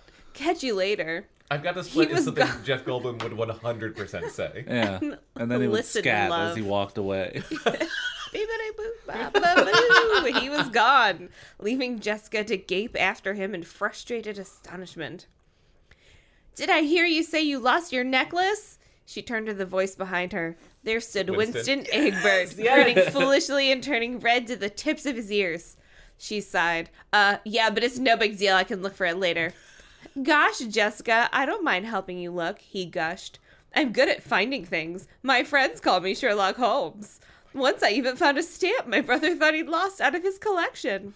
You'll never guess in a million years where I found it. Sticking to the bottom of my shoe, that's where. I'll bet that's the last place in the world anyone else would have looked, huh? Oh, I wish that had gone on 5 times longer. He advanced toward her, just as Jessica was trying to step around him. Oops, sorry. Winston blushed an even deeper shade of red. I didn't mean to step on your toe. Are you okay? Jessica winced. Force of habit made her flash a dimpled smile anyway, in spite of her annoyance. Thanks, Winston, but like I said, it's no big deal. I'm late for class. Oh my god. Sure, Jessica, he said, disappointment scrawled all over his face. I guess I'll see you later, huh? The last sight she had as she rushed off down the corridor was of Winston Egbert down on his hands and knees, scouring the stairway for a non-existent necklace. Jessica, fuck you. Jessica arrived home from school in a black mood. Just when she'd come close to thinking Bruce might be interested in her, he'd done a complete turnabout, practically kicking her in the teeth. Sure, it's the exact same. Now she was more hopelessly confused about him than ever. She simply had to find a way to get to him. Oh, to get him. Gross. She remembered how his eyes had traveled over her. He certainly hadn't taken any shortcuts, Jessica warmed. Just thinking about... Jessica warmed, just thinking about it. This not being able to read's contagious. Maybe there really was a chance after all. Where's Les? She asked her mother, who was home from work early. They haven't spoken once yet. Yeah. And was washing a head of lettuce. I think she's with Eden. Something about an art project. Posters for the Dons, I believe. Trim, tanned Alice Wakefield could easily have been mistaken. Ew. Wait, what? Yeah, trim, tanned Alice Wakefield Yeah. could easily have been mistaken for the twins' older sister. They shared the same beautiful all-American looks, down to the honey-colored hair We get it, they're white. that now switched softly about Alice Wakefield's Aryan shoulders Zig as she Heil. bustled God. about the spacious Spanish-tiled kitchen. Gross. They'll have to get that one fixed later. My god. These pages are going by very fast. Enid! Jessica spat with exaggerated scorn. Ugh, how can any sister of mine hang around with such a creepy little nerd. Mrs. Wakefield turned to give Jessica Enid has a boyfriend. a gently reproving look. I don't know how you can say that, Jess. Enid's a very nice girl, even though she did hit that little boy with her car. She and Liz... Everybody knows. She and Liz seem to have a lot in common. Yeah, because she's turning herself into some kind of Liz clone. It's positively revolting. She's always over here. Doesn't she have a home of her own? Alice Wakefield smiled as she patted the lettuce leaves dry. Sounds like a slight case of green-eyed monster to me. Me? Jealous of Enid Oh my God. Rollins? You're scaring Dusty. Jessica made a gagging sound. How could any mother say such a hideous thing to her own daughter? Maybe because it's true, her mother suggested pleasantly. Mom!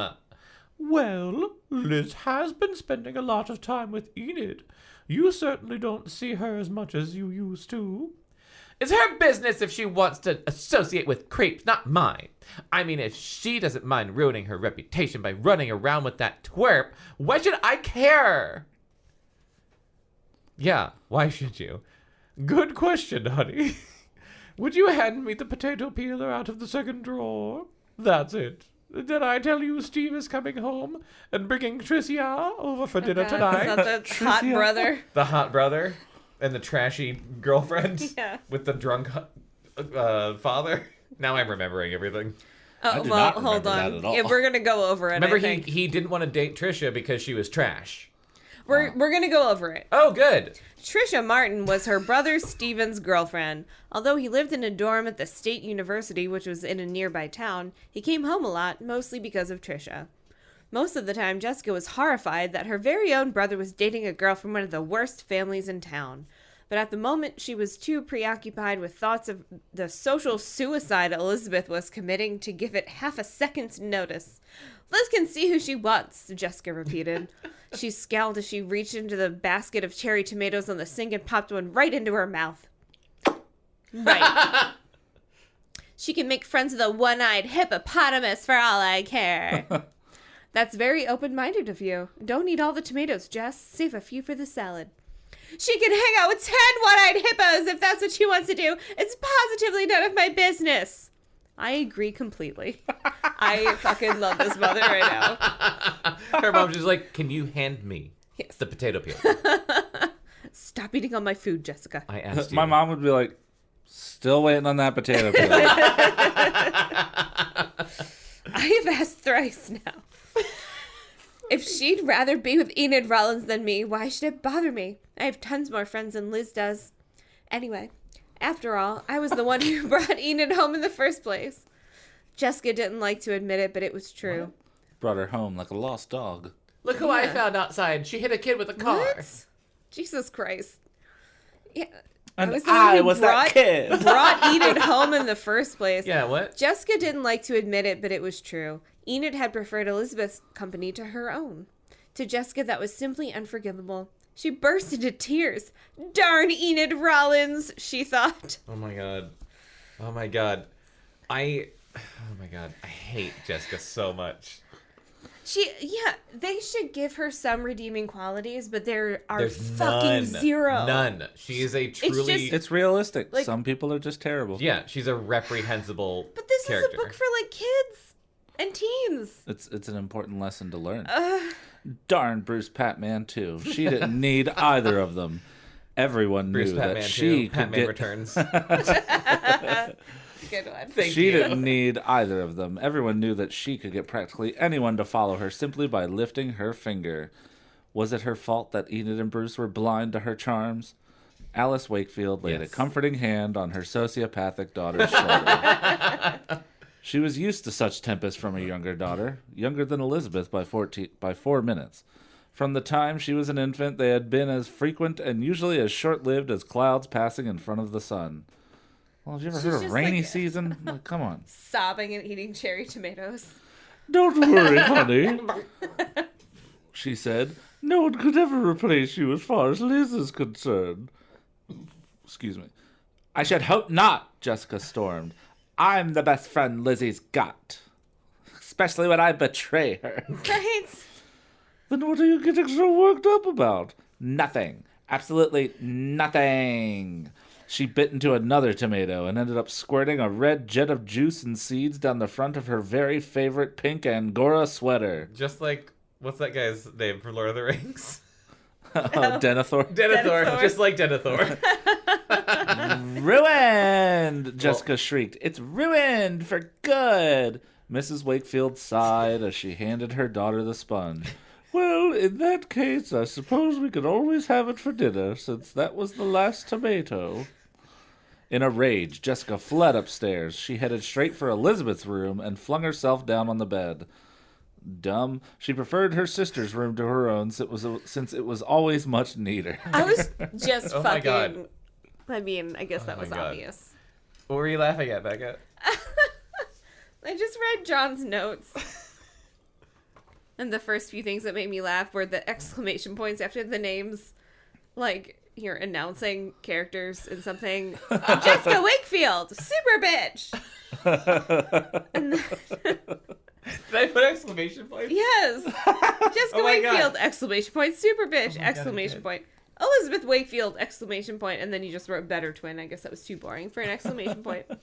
Then we've got Enid. That was alright. Liz's friend hit a boy with a car, is a nerd. And then Winston Egbert, hyphen, big dick swingin'. Swingin' apostrophe, no G. These are the notes I've been taking. Ms. Dalton, hot. For teacher. Oh, parentheses, yeah. Hot parentheses for teacher. Fucking Ken Matthews, question mark? Oh, damn it. Big dick swinging. He's got that BDE. Swinging past your knees. What was that from? Tropic Ew. Thunder? I don't remember that, but I didn't like hearing it. It was from Tropic Thunder. Okay. It wasn't me. It wasn't me! It wasn't me! The Hershey bar was You're what... being a real Jessica right now. Wait, what? Hang on. Okay, she went to her sister's room. Oh, yeah. The Hershey bar, in all caps, so like it's a bar. Well, The Hershey the bar. logo's in all caps. The Hershey bar, capital B, was what she called her room due to its chocolate-colored walls. Ew. Why would you want your walls brown? Dark brown. I imagine there's a way it could work. I just can't picture it. I can't picture it either.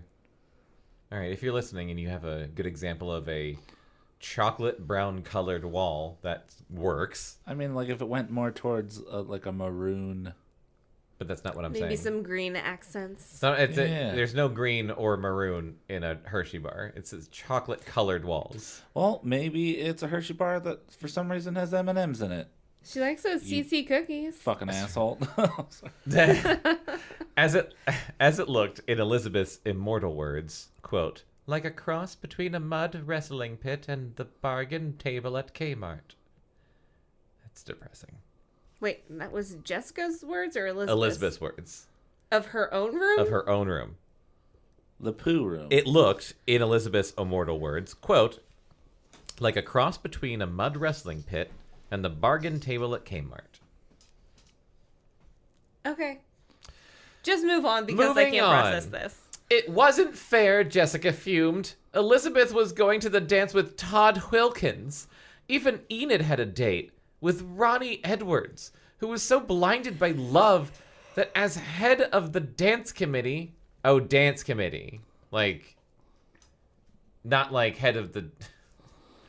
Wait, what were you thinking it was? I like, mean, I- I totally forgot that there was a dance going on, so I thought it was like the dance committee. That's what I thought too, yes. I forgot that there was like a dance happening and he was head of the committee to make the dance happen. I thought he was head of like the dance committee, like ha-cha-cha, What the ha-cha-cha. fuck are you talking about? They talked about the dance 100 times in the first chapter.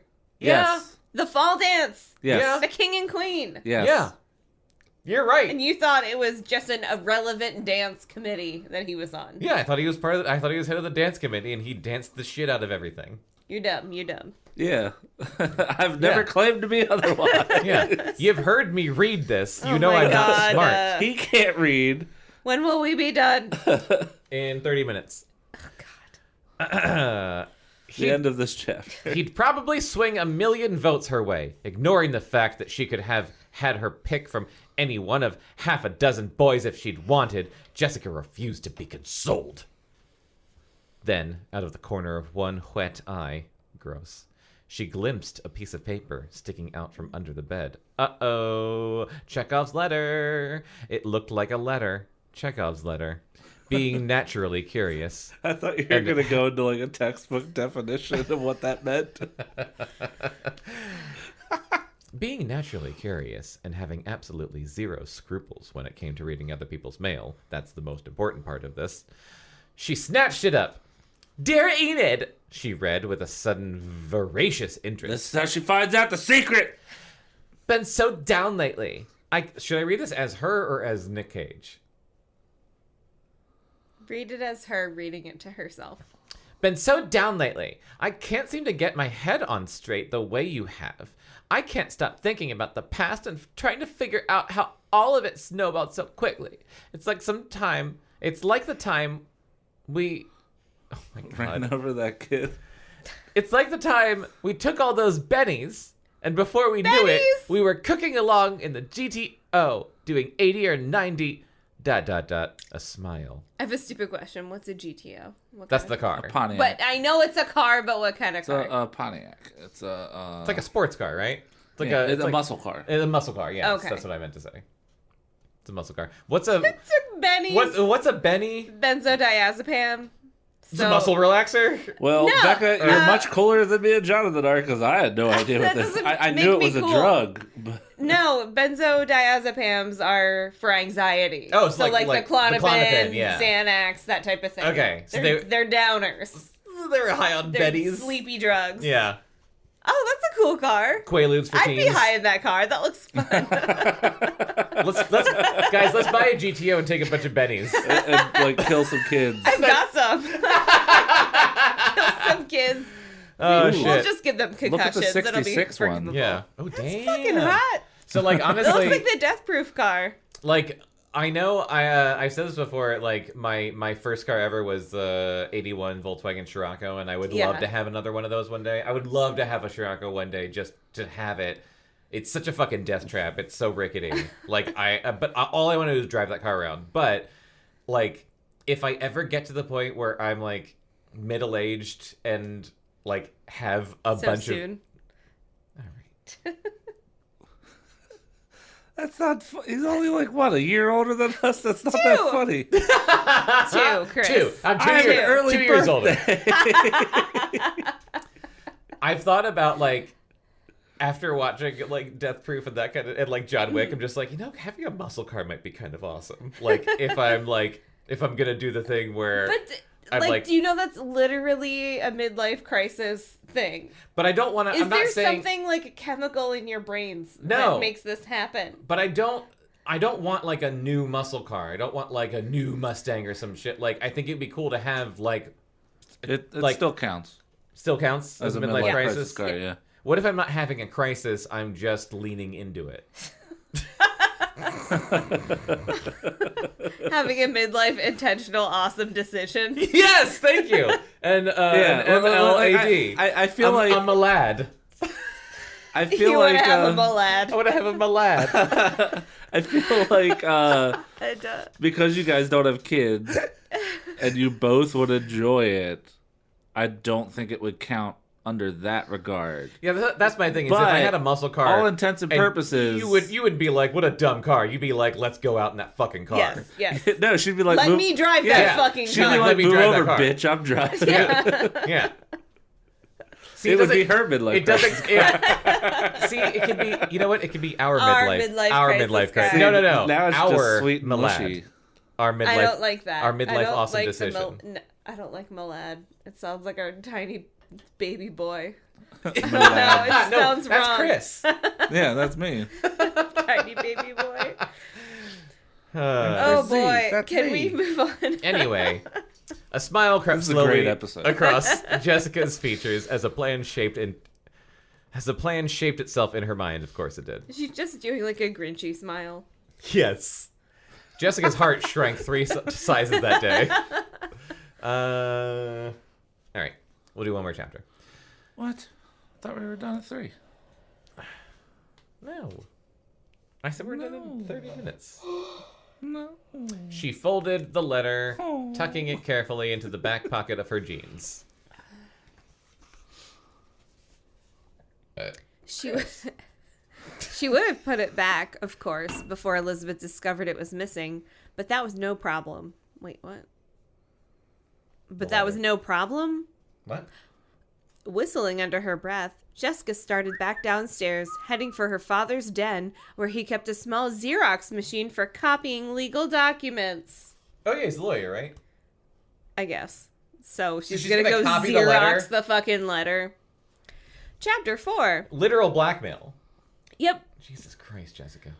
What is it with Ronnie and Enid? Todd asked. Are they having some kind of fight? Todd and Elizabeth spoke in hushed tones while waiting for Ronnie and Enid to return to their seats with the popcorn. The two couples often double dated, and the Valley Cinema was a favorite hangout. They'd always had a good time together in the past.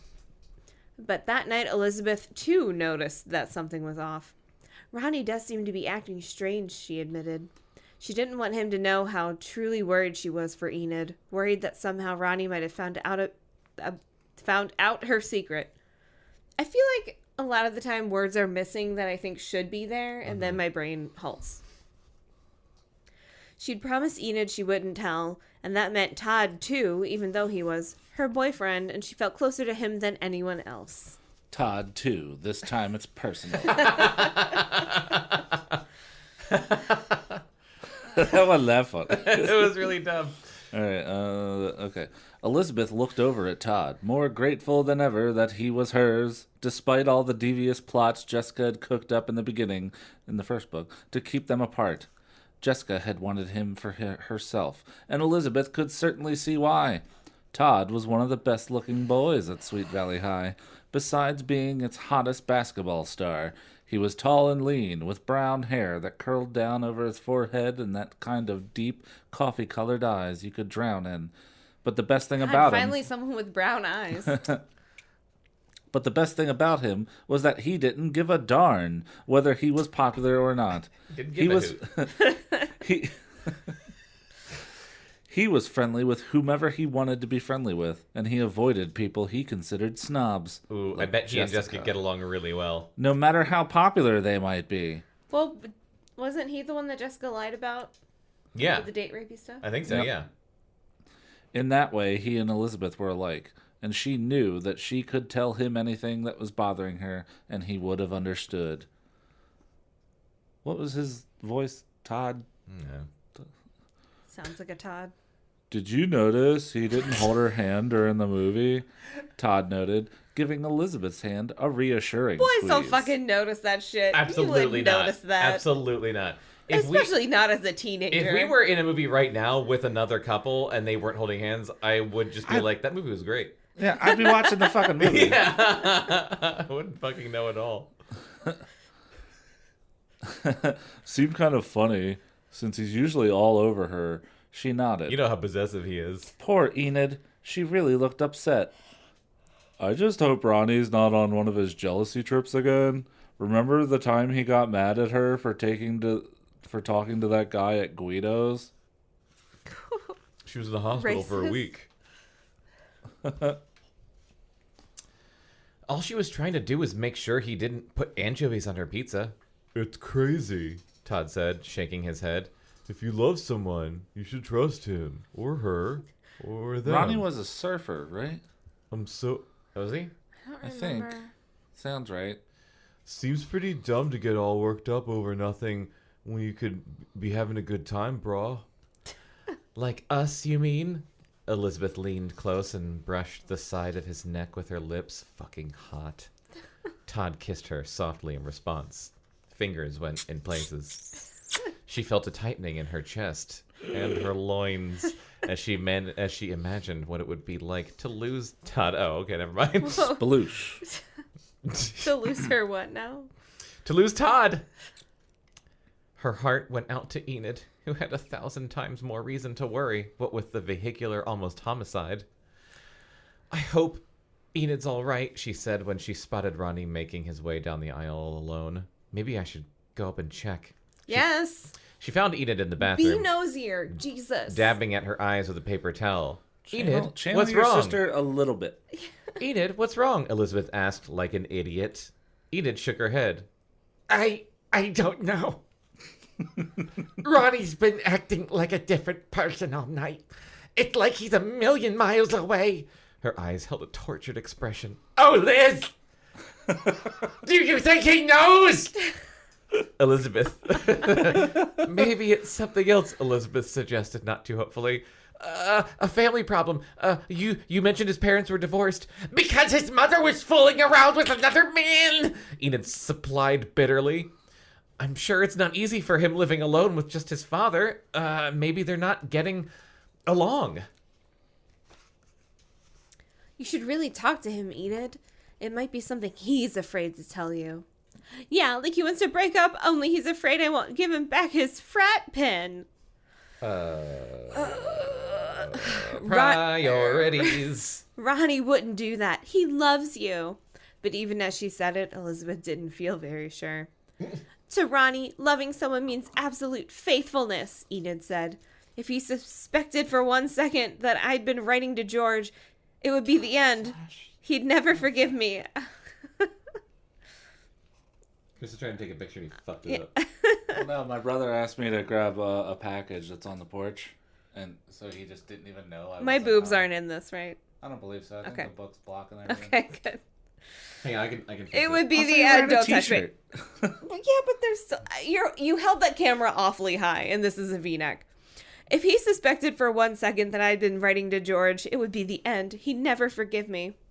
Anyone that inflexible didn't deserve someone as nice as Eden, Elizabeth, and all of us thought. Don't worry, she said. I'm the only one who knows about the letters. And even if he found out about the other stuff, it all happened way before you met him. He can't hold that against you, can he? It wouldn't be fair. Whoever said love was fair? Asked Enid, blowing loudly into a tissue. She quickly fixed her makeup, then gave her shiny brown hair such a vigorous brushing that it flew up around her head in a crackle of electricity. She squared her shoulders as she gave her reflection a final inspection. That rhymed. A reflection, a final inspection. My reflection inspection, diddly do. Reflection by inspection, inspected by reflection. Are you done? Nope.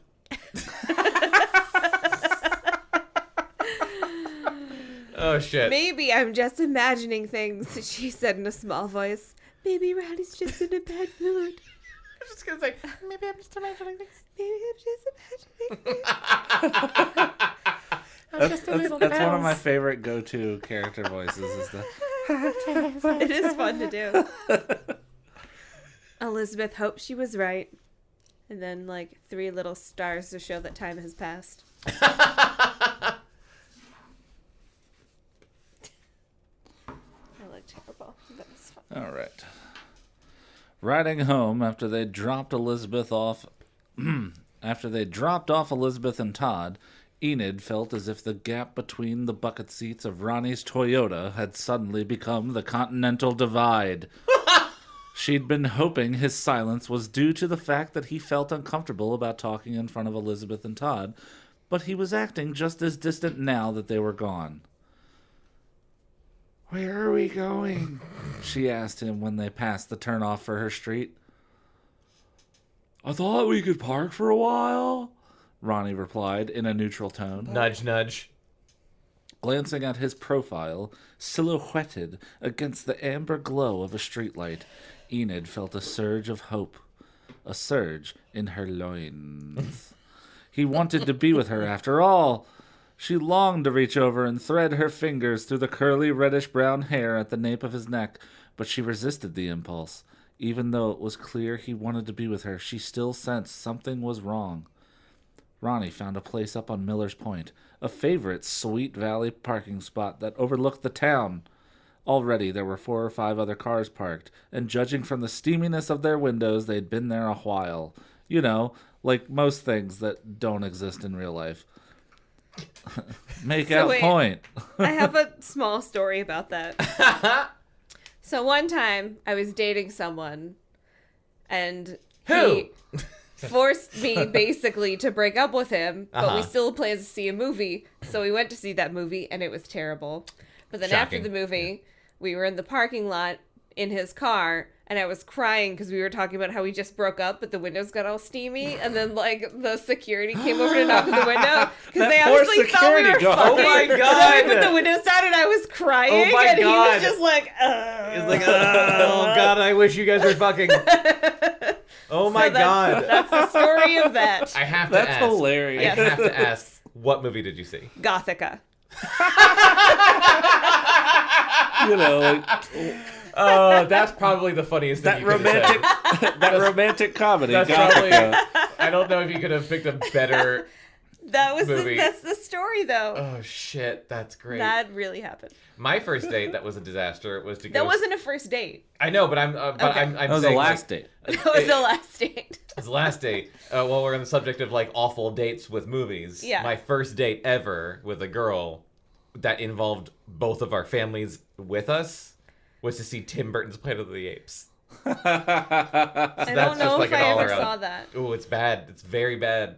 Well, my The first makeup's date, really good in it. my first date ever, and also my first date with the person who our last date was Gothica. My first date ever was to see Austin Powers Goldmember. So I don't know if there was ever a better Wow. / worse book ending to a relationship than Austin Powers Goldmember and Gothica. That's amazing. Tim Burton's Planet of the Apes is only worth watching for Tim Roth as the bad guy who is an ape.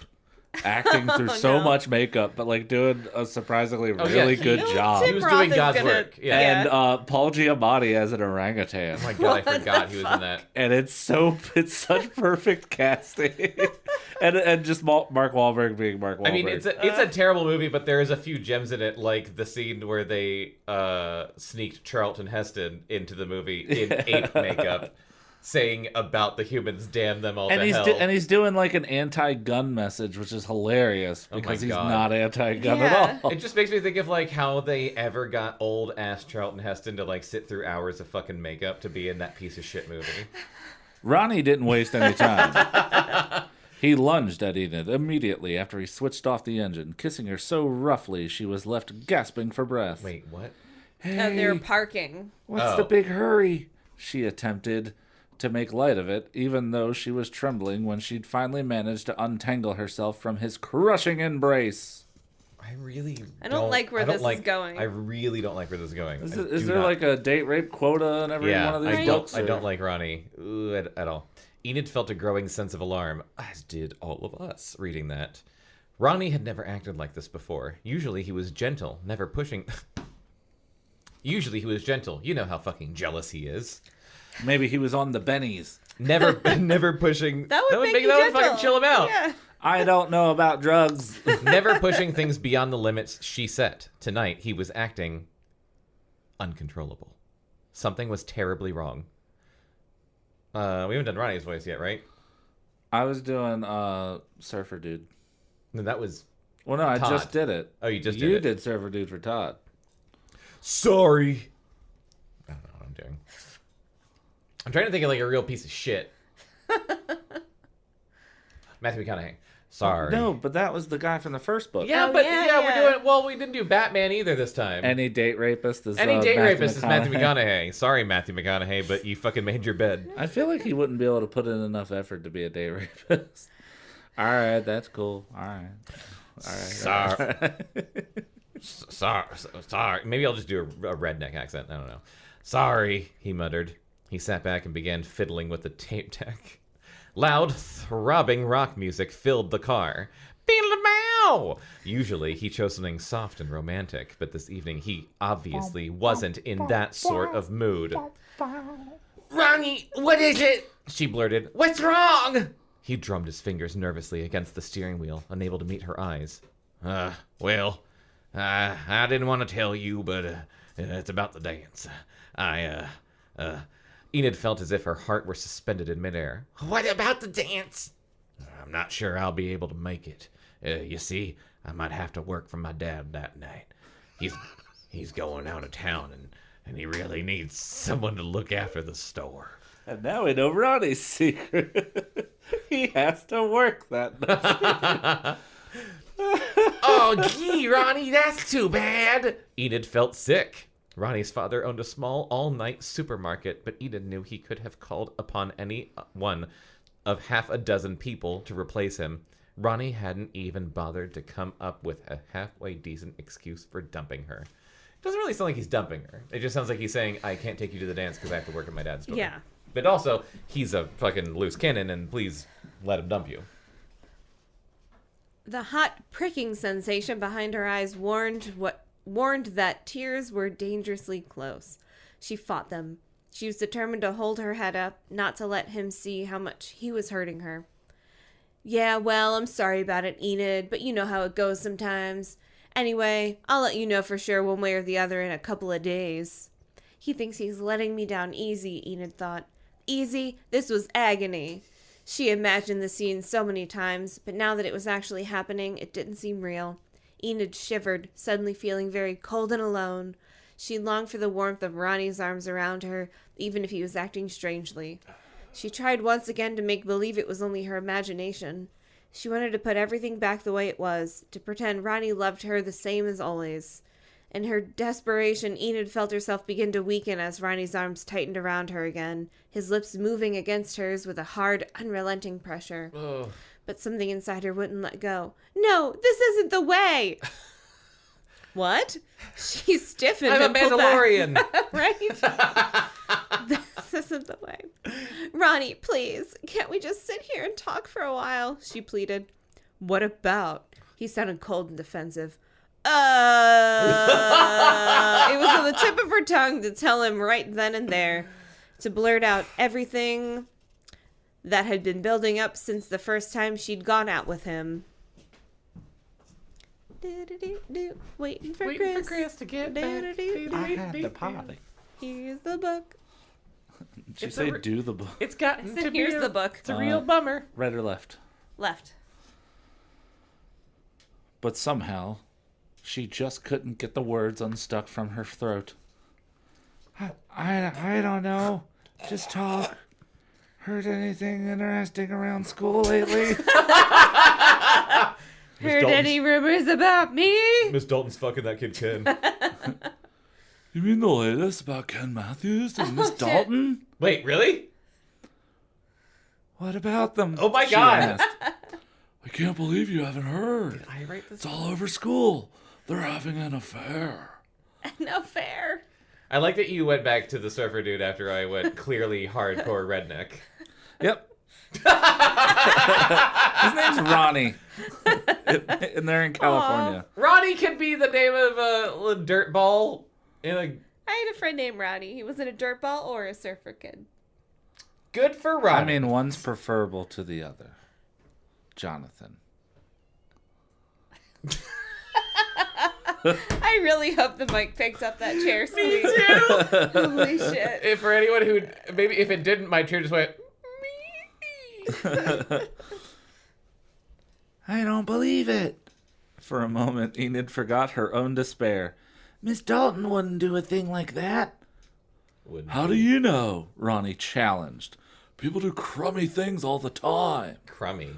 As if I know something you did that I don't currently know. I just can't believe she would be interested in Ken, he supplied, sneering. I would. A lot of people are two-faced, especially when it comes to love. The most unrealistic part about this is that he wouldn't be like that. He said it was crummy, and not just be like, "It's fucking awesome." Now it was Enid's turn to get angry. Wait a minute. You don't know anything about it. Who told you all this anyway? Did anyone actually see them together? The image of refined Miss Dalton in the arms of some high school jock simply refused to come. Of course, Enid Unlike was them. prejudiced. Miss Dalton happened to be her favorite teacher. Once, when Enid had come to school practically in tears over a problem she was having with her mother, Miss Dalton had taken her aside after class and comforted her. Enid Ever cries since a lot. then, she'd found it easy to talk to her and had fallen into the habit of stopping by after school when something was bothering her. That's putting too much on that teacher. I know, right? Yeah, I feel seriously. bad for her. Miss Dalton never seemed to mind and always made time for her. The truth was, Enid didn't want to believe she was capable of anything so awful. I want to believe. Who cares? Ronnie said carelessly. It's probably true anyway. He pulled her against him. Even his face felt rough against her skin as he kissed her, like a cowboy. When she tried to pull away, he only held on tighter. Finally, Enid managed to wrench away from his grasp.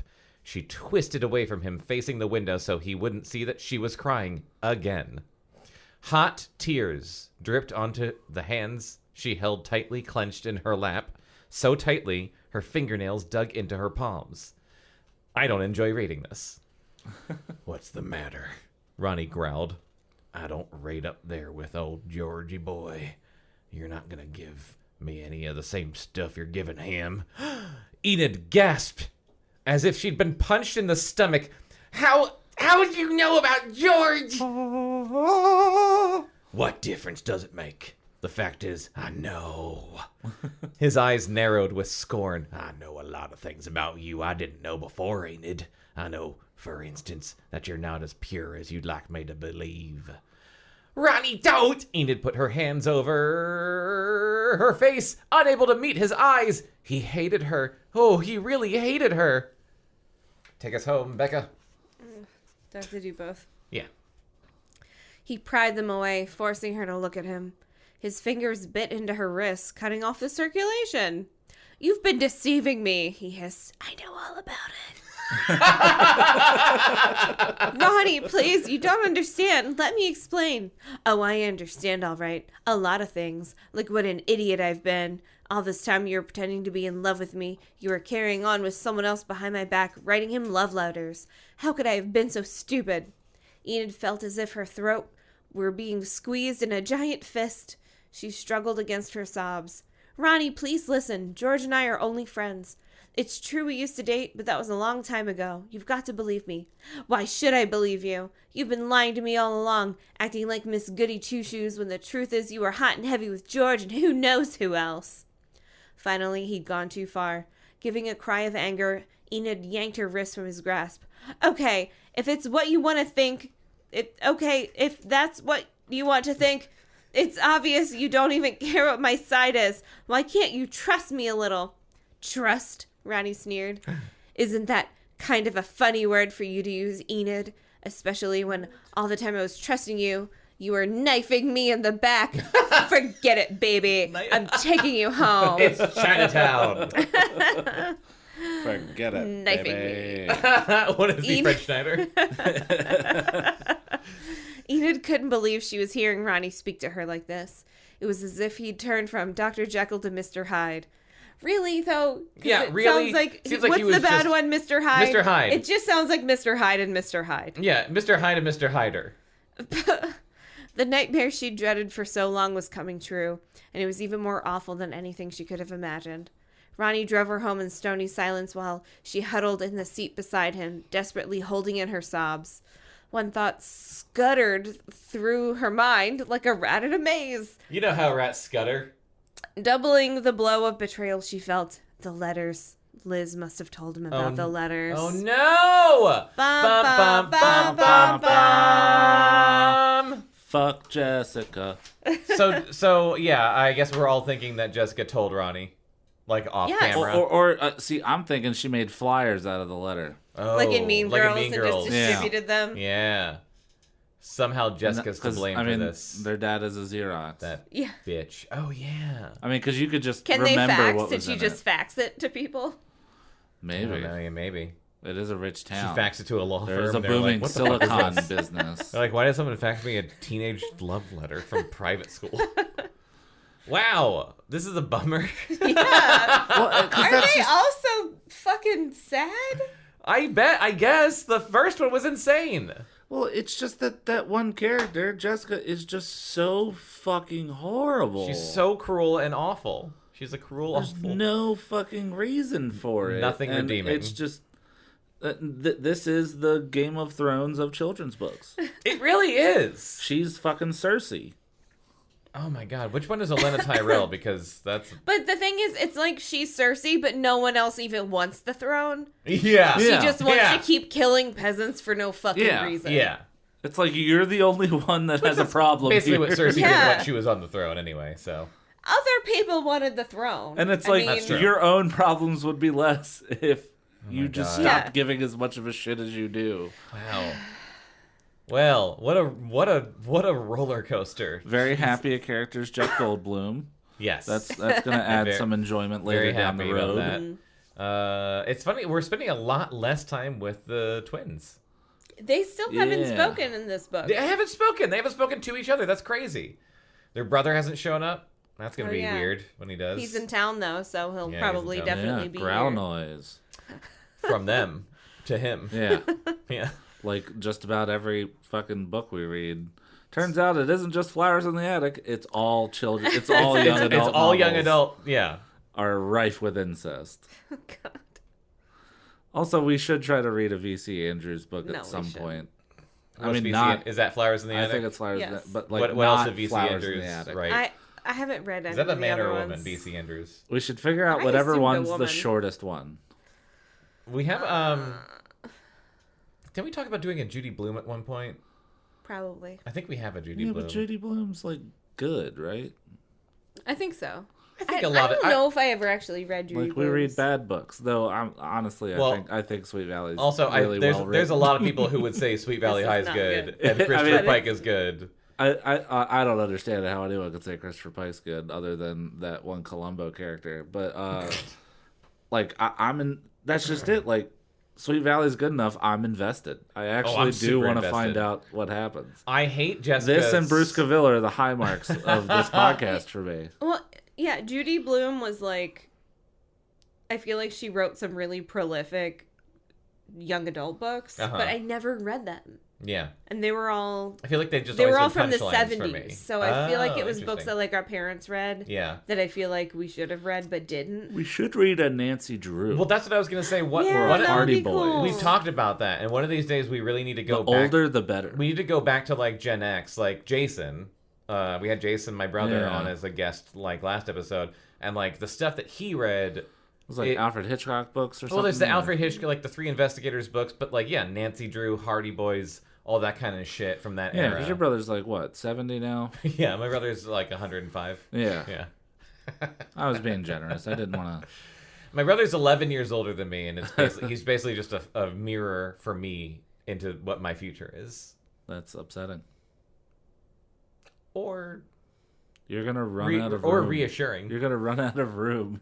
I've already run out of room, for motherfucker. shit. You I want more Legos, and I don't have any space for them. Anyway, Does he feel like you cheat because you use Legos? Like the shit I already think comes I think a little bit. a similar color, but like also like it's pretty darn cool I think without nearly as much effort. here's the thing. I think for a while he thought I was like cheating, like, oh, Jonathan like gets Lego Star Wars and I make the actual models. Yeah. So like, I mean, I my will say models are this, better. Jason, if you're listening, I doubt you are. honestly. What you do is amazing, yeah, and you're really fucking good at well, this it. is insane. But the funny thing is, And I I'm feel in like awe when I get to go to the your Legos house. have caught up so much in like quality and detail that Yeah. like I feel like I'm the literally last in front of a 3-foot Millennium Falcon. yeah, I have this huge Millennium Falcon. It's right behind Chris. The last time, or not the last time, but like the first time he came over after we all got vaccines, and it was the first time they had come over like in a year and a half. I had done this room up better, and I had more Legos and stuff. And he came in here, it's just like, Jesus Christ. Like, he was looking at stuff, and he was just, like, looking at all the Legos, like, wow, they're really detailed. And I was like, yeah, look at Hogwarts. And he's like, fuck, I didn't even see that one. Like, I think he caught himself being, like, impressed by how good Legos have gotten Yeah. as a model maker who makes, like, almost a living off of making models. Yeah. Anyway, that's enough talk about my brother. Hi, Jason. Thanks for listening to this episode of Below Grade Level. This has Why'd been- you get so weird? I don't know. Because it was a weird book. Because that ended on a bummer. That ended on It started on a bummer. well, it started on a bummer. That ended on a real bummer, I feel like.